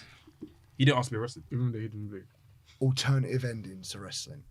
What if you booked guys to play the role? So what if, for example, this is my big what if, and I'd love to know what would happen. What would have happened if instead of Bret Hart getting screwed, Shawn, what would WCW look like? What if, right, what if, and so you get wrestlers to play those roles. And so instead of actually, instead of committing to a promotion where you actually have to give every fucking storyline every week, got to think of new stuff all the time. Instead, you give a one night extravaganza where you're just going, instead of this, Shawn Michaels got screwed. He went to WCW. Or, alternatively, what if it was Eric Bischoff who said the famous line of, I bought my competition? What would that look like? Can I think Triple H would have gone as well, you know. Sorry? I think Triple H would have gone as well. After his previous run, no way. I think he would have gone. If Shawn Michaels gone, Triple H would have gone. And then we'd have the super NWO. Sean tried to leave for years, though. He always tried to leave, but they just wouldn't let him go. Remember when he went home how many times? Because he just refused to, he just didn't want to be there because he wanted to be with his mates, didn't it? Mad cunt. Yeah, I don't know. I mean, I've never heard that idea before. I'll give you that. I've heard some idea. You ever hear about Disco Inferno alien invasion? Disco Inferno booked this. Even Russo came up with this idea years ago about when they were in WCW in 2000 about having an alien invasion, and Mike Tenay was going to be an alien, and they were going to have a band of wrestlers or something or other to try and take over the company. Feeling that one and be like, holy shit! Like, me and my friends have got fucked up to the point where we come up with like mad ideas and we could convince ourselves that these are like real good ideas. Like one of the other ones that I had was, what if we made a promotion where Doctor Who was the general manager? And just listen. That was sick though. No, but listen, right? No, listen, hear me out, right? Just like, hear me out. Imagine Doctor Who going to all the different alternative universes in the world, or like Doctor Strange, in fact, and picking warriors to face each other in a ring. Like, who would win? Who would win, Little Mermaid or Pocahontas? Who would win, fucking Captain America or fucking like Batman? Like, these are like, and I would convince myself, like, me and my friend would be all fucked up. But Joe would be funny. Fucked up and think like, if they got involved in it, if you just told the crowd today, right, nothing on the outside world matters. Everything in here, it's just fiction. It's just whatever you want it to be. Just follow us with the journey. Put your phone down. Come with us. And fucking Doctor Who comes out and he fucking brings out two warriors from different galaxies. Like shit like that. I'll shit myself though, first and foremost. No, do you know what? As a wrestler, I couldn't go to Amsterdam, I'll be real. as a wrestler, it'd be hilarious. Yeah. Like that. As a wrestler, it'd probably be funny. Yeah, you in the locker room, like let's say you've been cast as Batman or whatever, thinking, okay, what would Batman's moveset be? Yeah, but do you know what what I would mean? Batman's moveset be? Or What would his finisher be? Yeah. What would his finisher Kill be? you. No, I think a lariat. It has to be some sort of lariat. Yeah, exactly, I would say that. I'd say a Or like a last ride. Batman doing a last ride. Batman's unruly though. do you know how many wrestlers used to be Batman in the 70s? Like Superman, Spider-Man. Here's another one for like the alternative universe wrestling, right? Yeah. What if you could book the Forbidden Door show back in the 90s? Ooh. Right? But it's not WCW. Instead, WWF Attitude versus All Japan. Who'd you book? Kawada versus Bret Hart. You two Shawn Michaels versus Masawa. Kenta Kobashi versus like Undertaker. Like the mad matches. Was that meant to happen?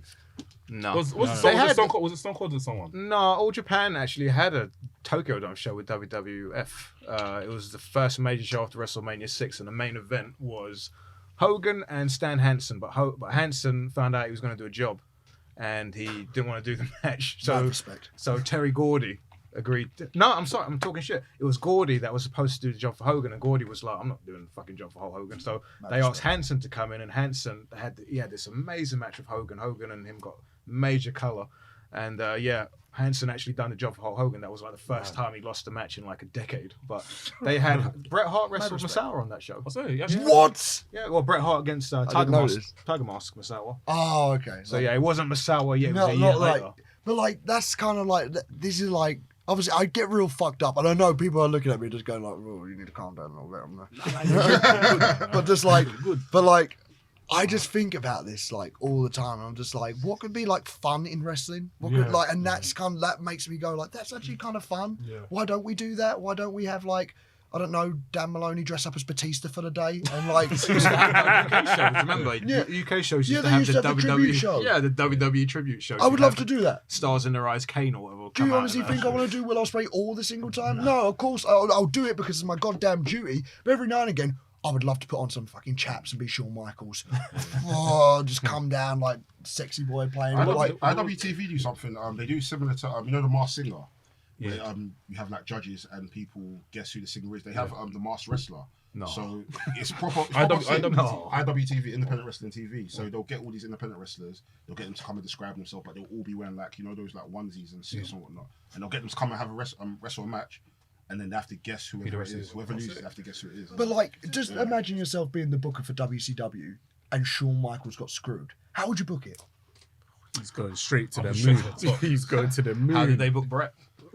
But like, exactly. But like, it was like, oh man, you could have done. But like, obviously, he had a broken hand at the time because he broke his hand, yeah. Right. So imagine if the same situation, how would you book that show?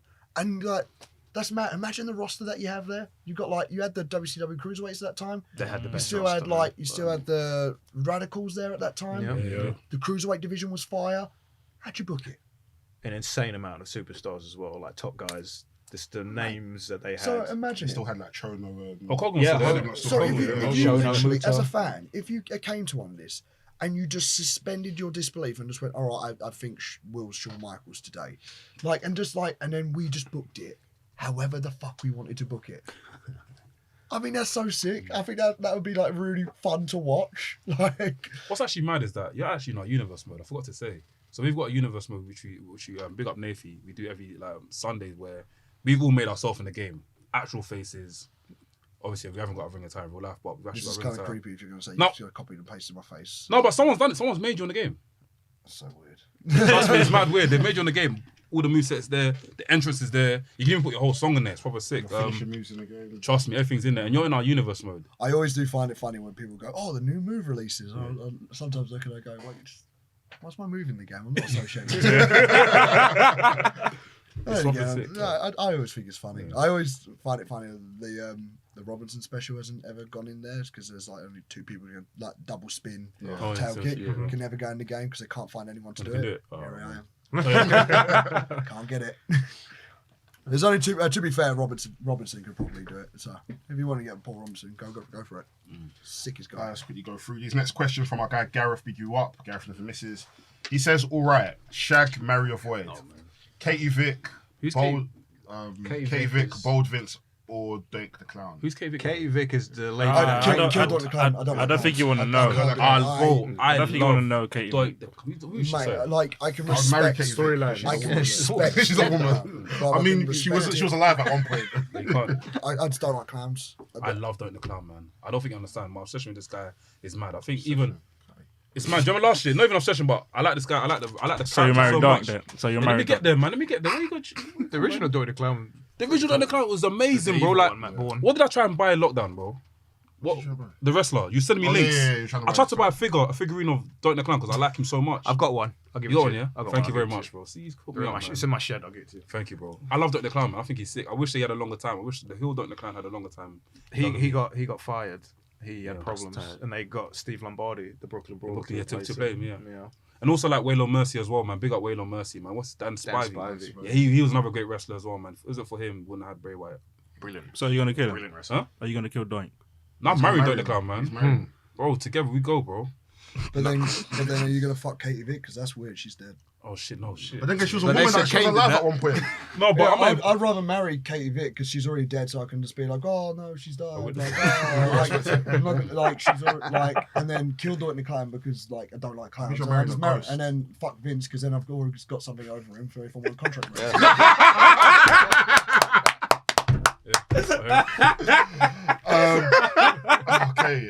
DJ on wrestling. He asks, any wrestling icks, something that a wrestler does that completely puts you off of their work. Oh man, The wrestling ick. yeah, I got loads. There's so many. Yeah, I don't know where to start. Ones with smelly gear. I was going to ask you, Vader. So what was that like? Because obviously he was. Why did you get that from smelly gear? Oh no, it just Did you buy a ticket and by any chance as he walked past? Go, It's time. I was time. I was in the building and I was very You close. was there? I was there. oh fucking hell. And I tell you what, has anyone seen that match? Oh, Vader and Will Ospreay. Yeah, I I've was seen it, yeah. absolutely shocked at how good that match was. I was not expecting that whatsoever. That's how I knew this guy was a wizard because like he pulled the best match out of Vader I've seen since like 1999 or whatever. If you ever have a chance to see that match, it was fantastic. But yeah, Vader. I don't like to speak ill on the dead at all, but like it was an experience nevertheless, and it was just I've just got for me like I just have so many like funny memories of it. Like at the time, I remember being pissed, like fucking pissed, livid. But like now, just like little things like when you're putting everything together and then Ricochet slides in and he goes, "Who the fuck is this guy?" And I looked up and went, "Why are we here?" Like I remember saying that to him, just being like, the sole reason we're here is because we did the match and you didn't like it. That's why he's here. Like, what do you mean? Who the fuck is this guy? Like Did he ever actually watch the match? 'Cause I got the impression. no, he didn't. He just watched that. No, he didn't. That GIF or He whatever, watched like a the lot of GIF. people. And like once again, I can understand it because I take that feedback on board. Like, okay, I understand you guys, but that's just how I presented what I want. Well, that's how we presented what we wanted to present because that's how we work. But it was just like when I actually asked him flat out, "Did you even watch it?" He went, "No." I went, so why are we even here? That's a lot of people though. A lot of people have opinions on matches they don't watch. Let me say, But like that's today's generation. How many times you click on like a link like for a news bit and he said wrestler says this and then it's like and everyone's like outraged. You're like, I can't believe he said this. And then actually when you actually click on it and read what he says, you go like, oh, actually he didn't say that at all. Like that's the problem with is like we're all a bunch of ADHD kids. We haven't got the time to actually go like, oh, what's he actually saying? Oh, it's too many words. I can't be bothered. Like, do you know what I mean? And we just move on with it. That's today's generation, whether we like it or not. Like, literally, how many times have you guys been to a wrestling show? Like, I've seen so many times where somebody would be wrestling and the first opening spot, someone does this. Like, that's how much of an attention span we have nowadays. Is if you don't grab us within the first minute, I'm going to look at my phone and tell my mum that I love her. Like, do you know what I mean? So... People want to see the. I enjoy looking back on it, I should say. I enjoy looking back on it. If you had put £100 down right now, who are the two jokers in Owen Hart's movement? Oh, only 100? I think Miro. I think Miro's going to be one, and the reason I say that is because I think that Joe isn't going to advance because I think Jay Lethal and Sanjay Dutt are going to help him. I think Miro could actually benefit from that. If it's Cesaro or someone, I don't think he should come back and win a match because Jay Lethal and Sanjay Dutt interferes. I don't think it's Cesaro, but I think it's Miro. As far as a woman goes, I have no idea. I don't see Britt. I think Britt's got. Yeah, but Britt's got to go through though, right? Nixon Newell. Nixon. Yeah. I would say that. Girl's mad talented. So, but like, yeah, it's just this is the only one I can think of off the top of my head that got released by WWE a little while ago and is like mad skilled. Like I can't think of anyone in. Maybe Diana Perazzo as well. Yeah, she wrestled last week. She wrestled last week. She's sick, man. Yeah. Mate, yeah, so good. A lot of people say Maki. Yeah, I think so. Lucky, I've seen that today as well. What do you think about Gargano for the men? Yeah. Oh, yeah, no, of course, yeah. Fucking What about Gargano for the men? You don't think that'd be Gargano? Oh, it's not a bad shout. Gargano. I like Gargano a lot. I like him too. Be a hell of a pop. Yeah, big pop. Next question from our guy Ash Bash. Big you up every single time, bro. He asked, what is the biggest venue AEW could sell out if they did a show in England? Biggest venue. What's that one he owns? Cottage. Kevin Cottage. Kevin Cottage. How much sold? What was that, 20? I went there for the Ghana versus Nigeria, and That's a it football was quite, game, yeah, it was quite small. Yeah, it wasn't as big. But I was thinking they can do Wembley, bro. They can do Oh, Wembley, Wembley, but not now. No, not Wembley. No, not Wembley Arena. O2 is like Arena. 28, O2 is 25. 28,000. 28, okay. O2's 28,000. Wembley's 10. They can easily do 10. Yeah, I'd say Wembley. Yeah.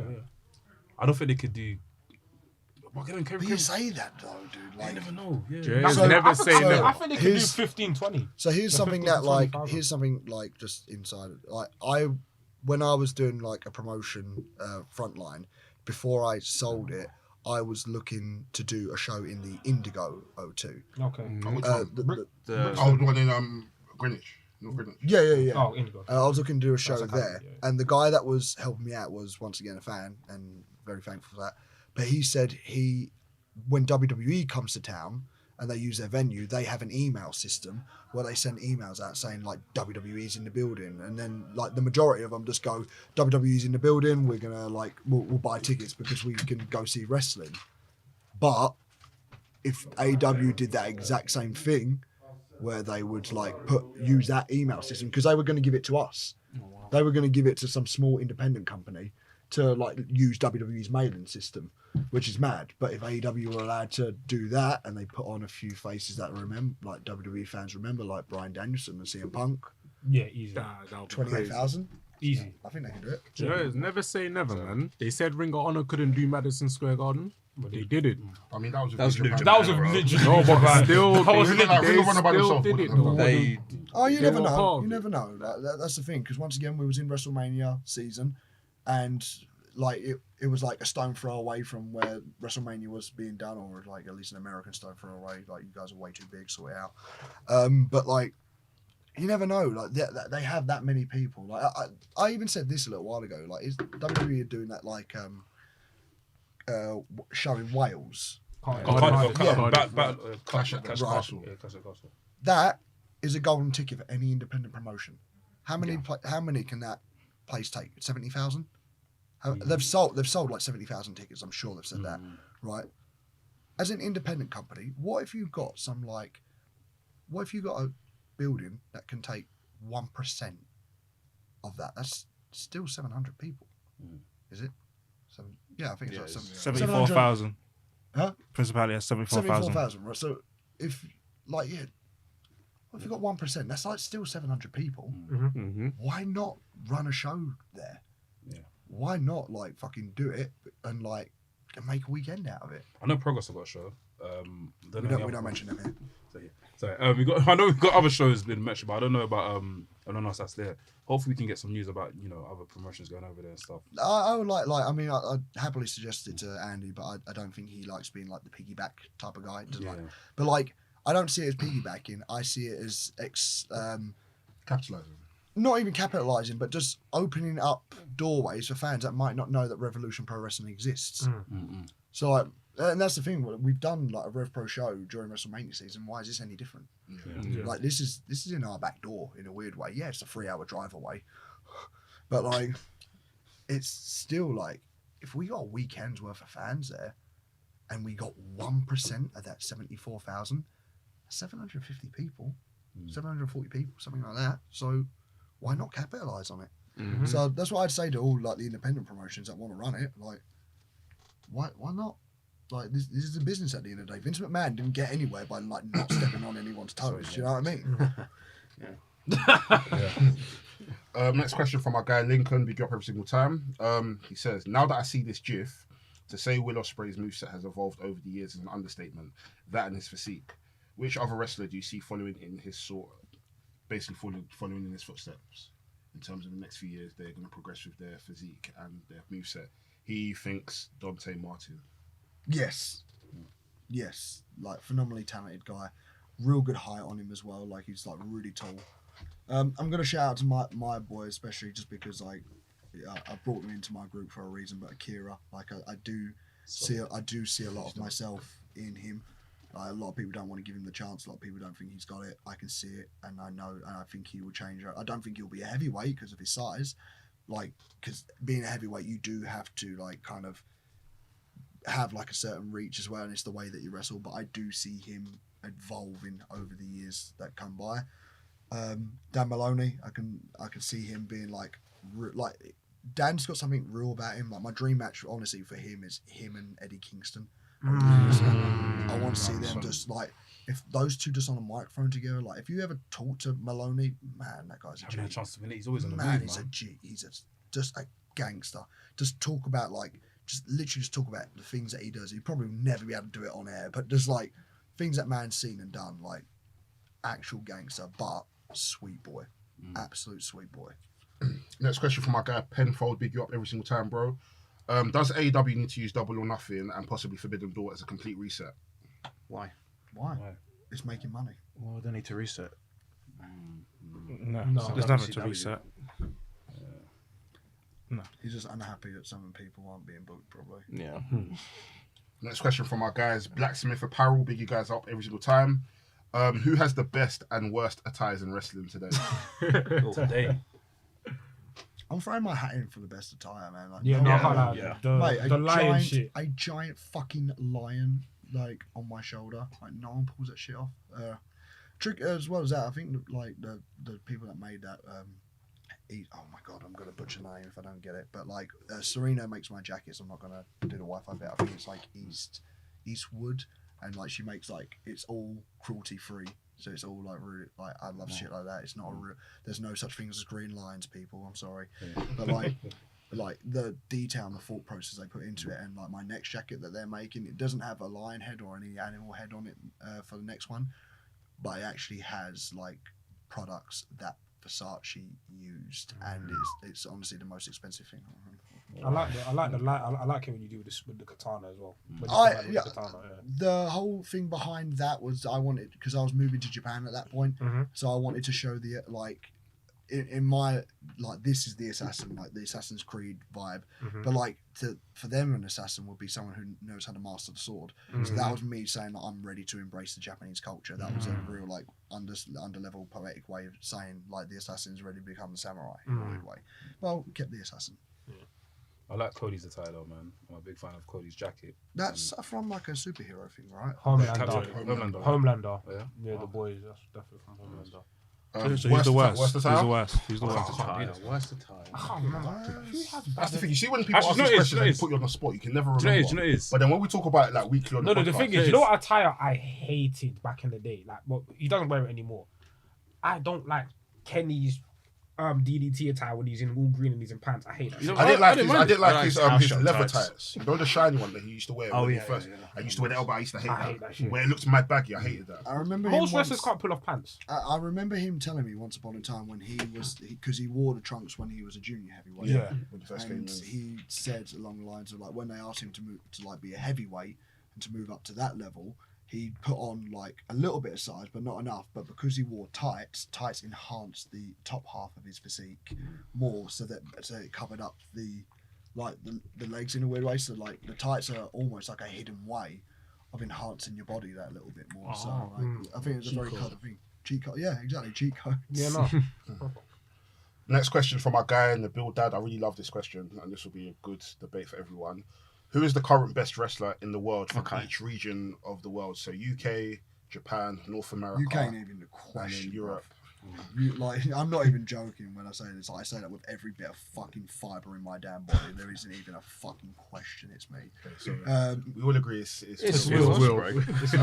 It's not even because he's here. We had this conversation like weeks ago. Yeah. Who would you guys say are the top three wrestlers from the UK at the moment? Will Zach Pack.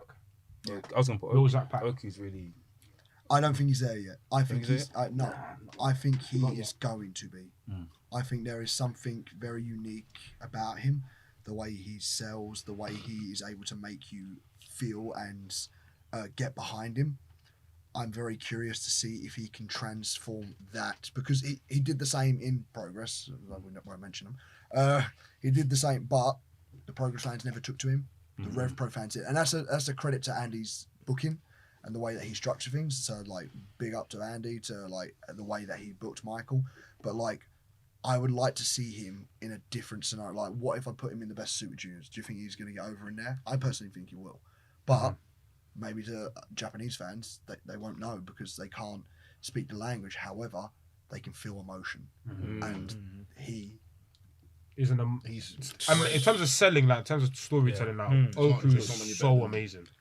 I wouldn't put him. I would put him in like in British wrestling top 10. I would say, but like especially now British wrestling, but like I still think he does have a long way to go.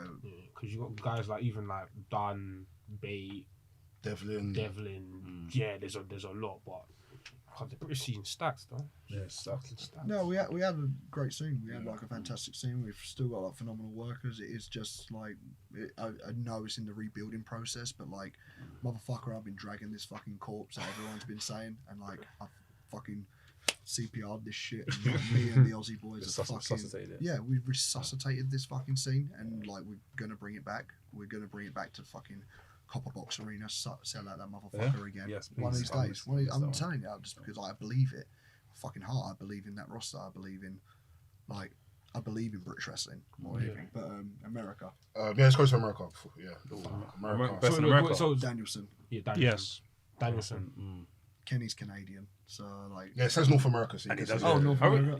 Are we talking about people who are active now? Now, as in okay, who I can't. Okay, Because all time, it's still no question. It's me. Currently, who's the best wrestler? So yeah. Danielson. No, it's Danielson. It's Danielson. Danielson. It's Danielson. Go on, say And you know I love it. AJ. I love AJ, but it's Danielson. What It's Danielson. What did you say? No, Best in America. In America. Best It's America. Danielson. In America. I was gonna say Mox because Mox has been. Mox has been no, bad. no, I was gonna say no, Seth. For me, I was gonna say Seth. Not you know. top, I really not enjoy top. Seth.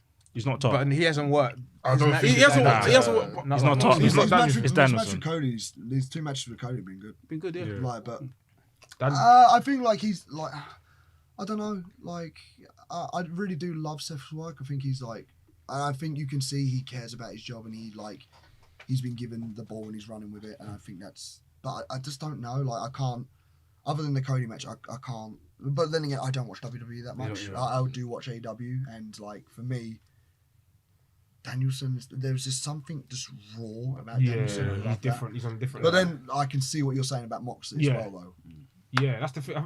Maybe for me, it's just more so with Mox. Like I said on Twitter, the transformation that between the Dean That took Ambrose it viral, character, though. yeah, That went viral, fam. the Dean Ambrose character to Jon Moxley to me has been like a revelation. Oh, yeah. Just Like, And also what Mox is doing, he's kind of similar to you, where he's able to. He's wrestle going around all these different everywhere. companies. Yeah. So literally, I like, hear you on that one. yeah. Also, sorry, I just want to say this as well. Like Moxley, for example, and you actually, you have these great matches, and because you have them so frequently, it's like people don't even get a chance to breathe. Really, it's like Blake Christian happened recently, and I think the thing where I kind of like where we differ is like I'm still doing the small. And to be fair, he is with GCW as well. Yeah, top but of like the my ones are very easier to miss because they are on a lot smaller platforms than AEW.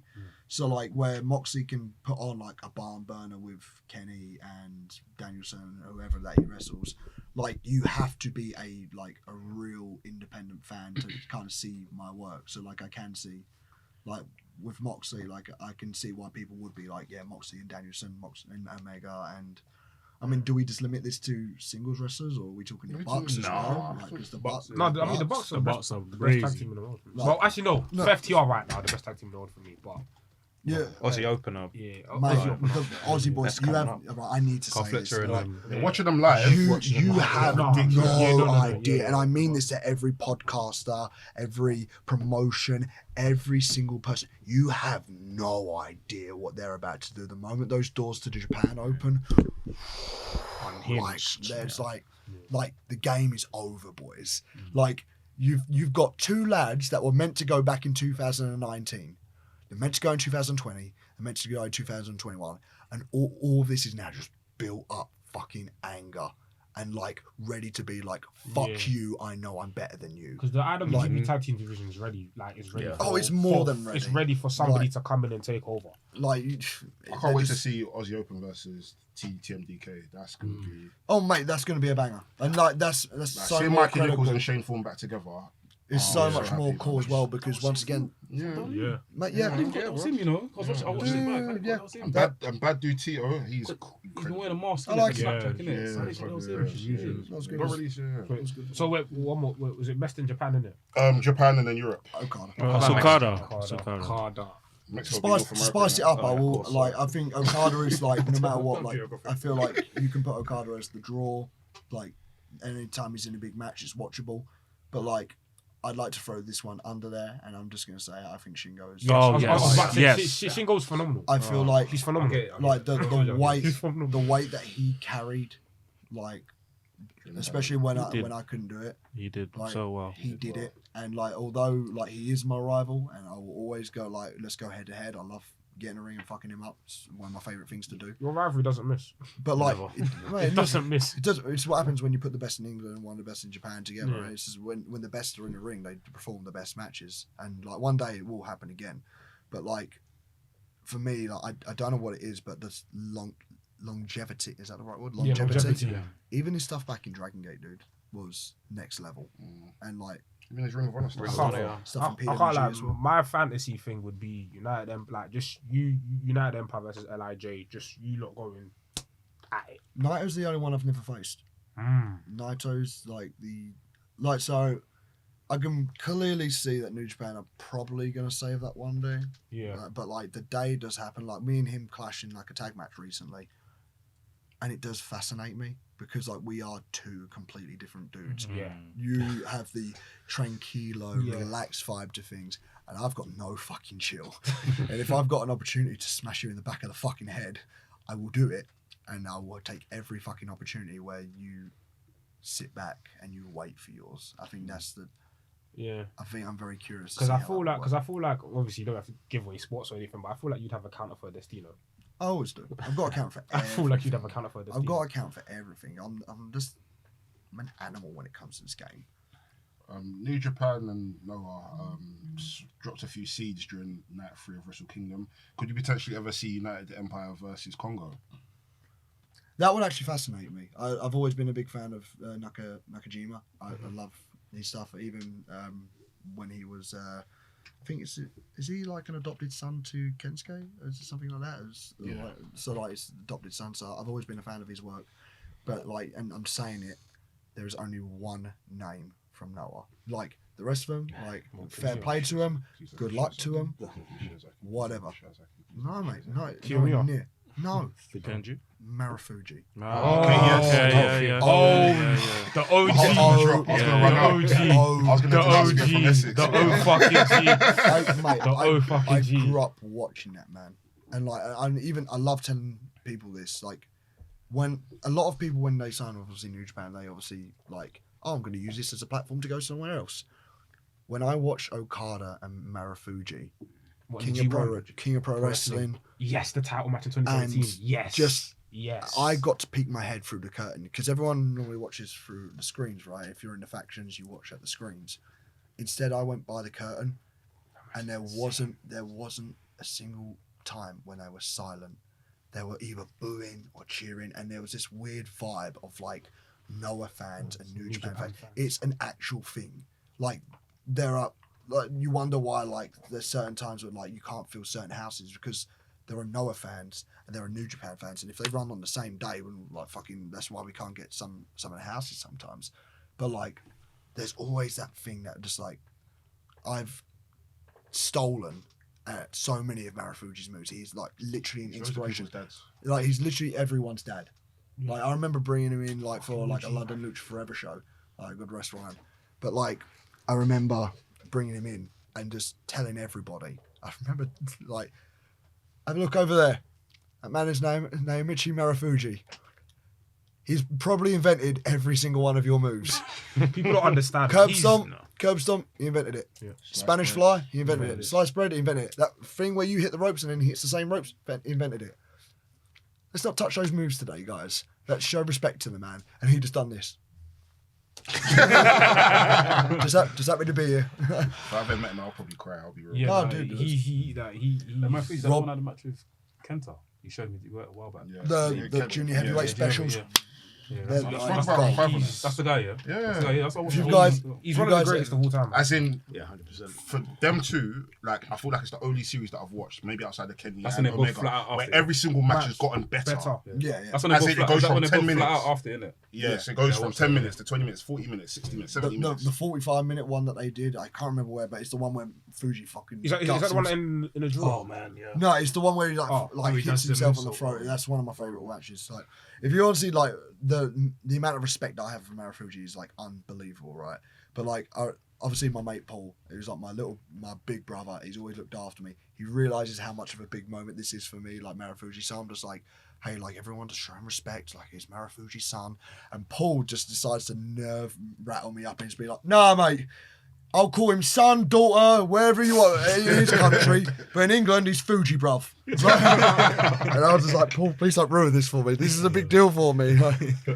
And last, we're obviously going to say Will Europe. Let's we'll stretch it out. We'll Brexit.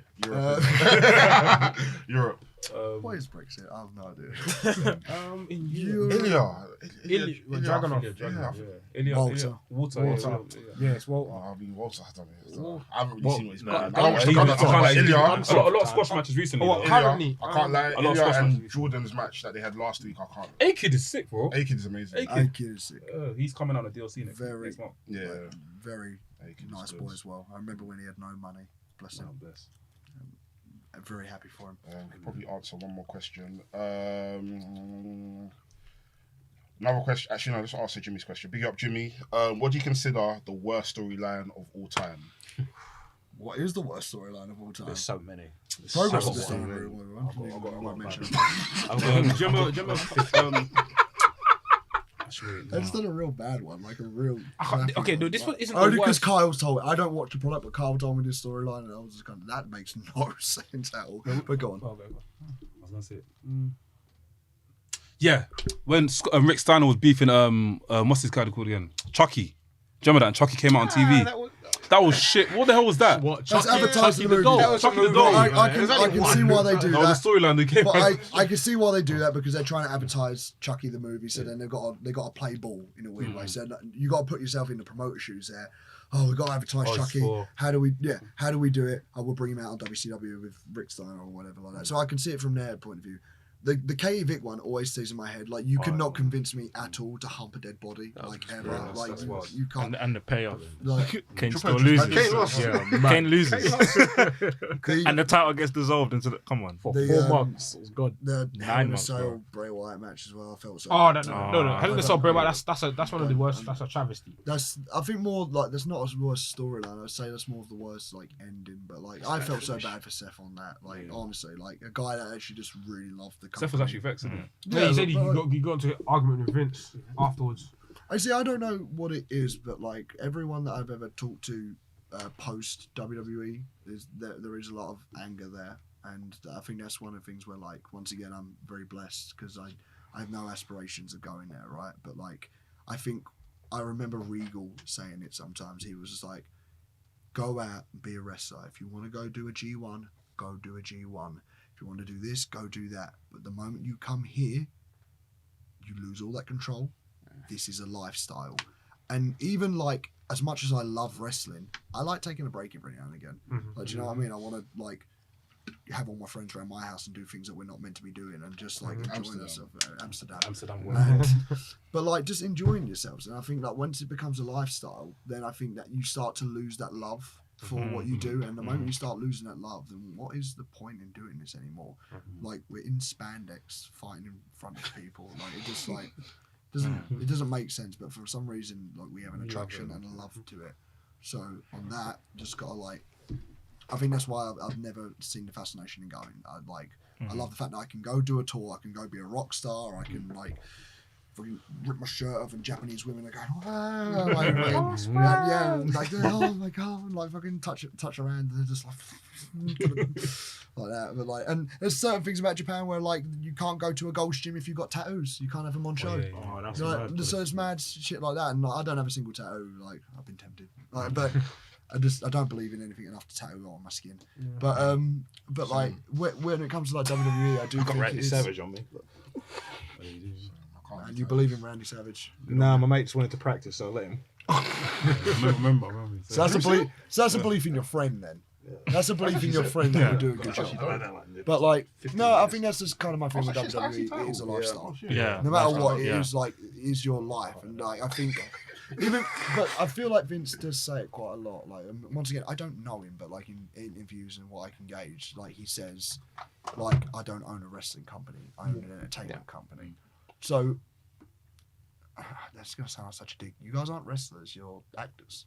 and you just do wrestling. And I don't think that's a dig. I think you guys would make way more money than me. Like, good on you.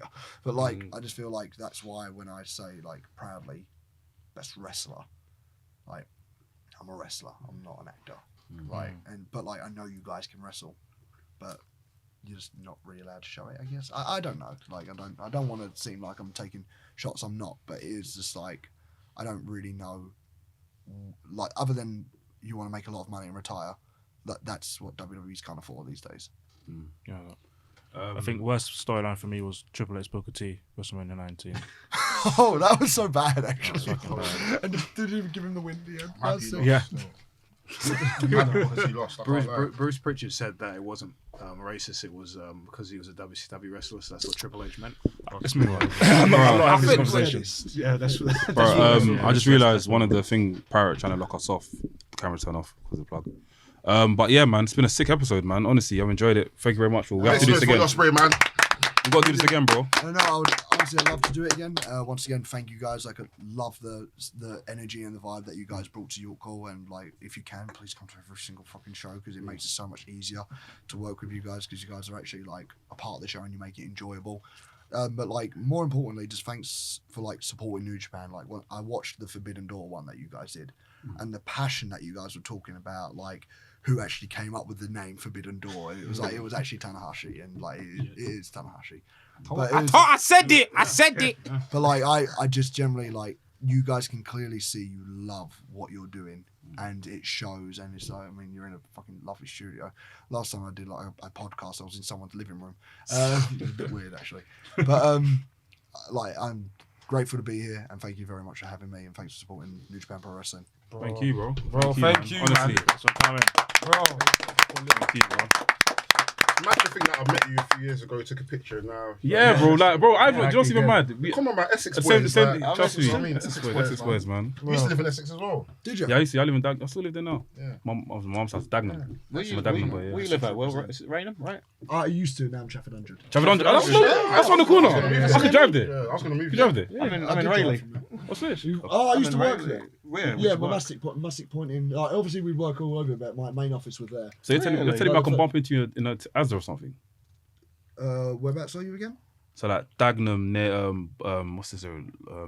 What's that long? What's it? Near the A13. So when you come off the A13. Well, near Gouldsbrook Leisure Centre, near that. Like, No, that's down the far road. from That's there. not far from there though. It's not far from there. It's not far from there. I mean, it's a little bit of a stretch. Like I wouldn't like if I was like, I'm going to Asda, I'm going to Dagenham. I'd just rather go to fucking Morrison's down the road or Sainsbury's. Morrison's the one next to Like the big one. when you go to Romford. When you go to Romford. Near the theatre, near the Yeah, Thameside Theatre. yeah. Shit, that's local, fam. Yo, guys, it's been Laughy.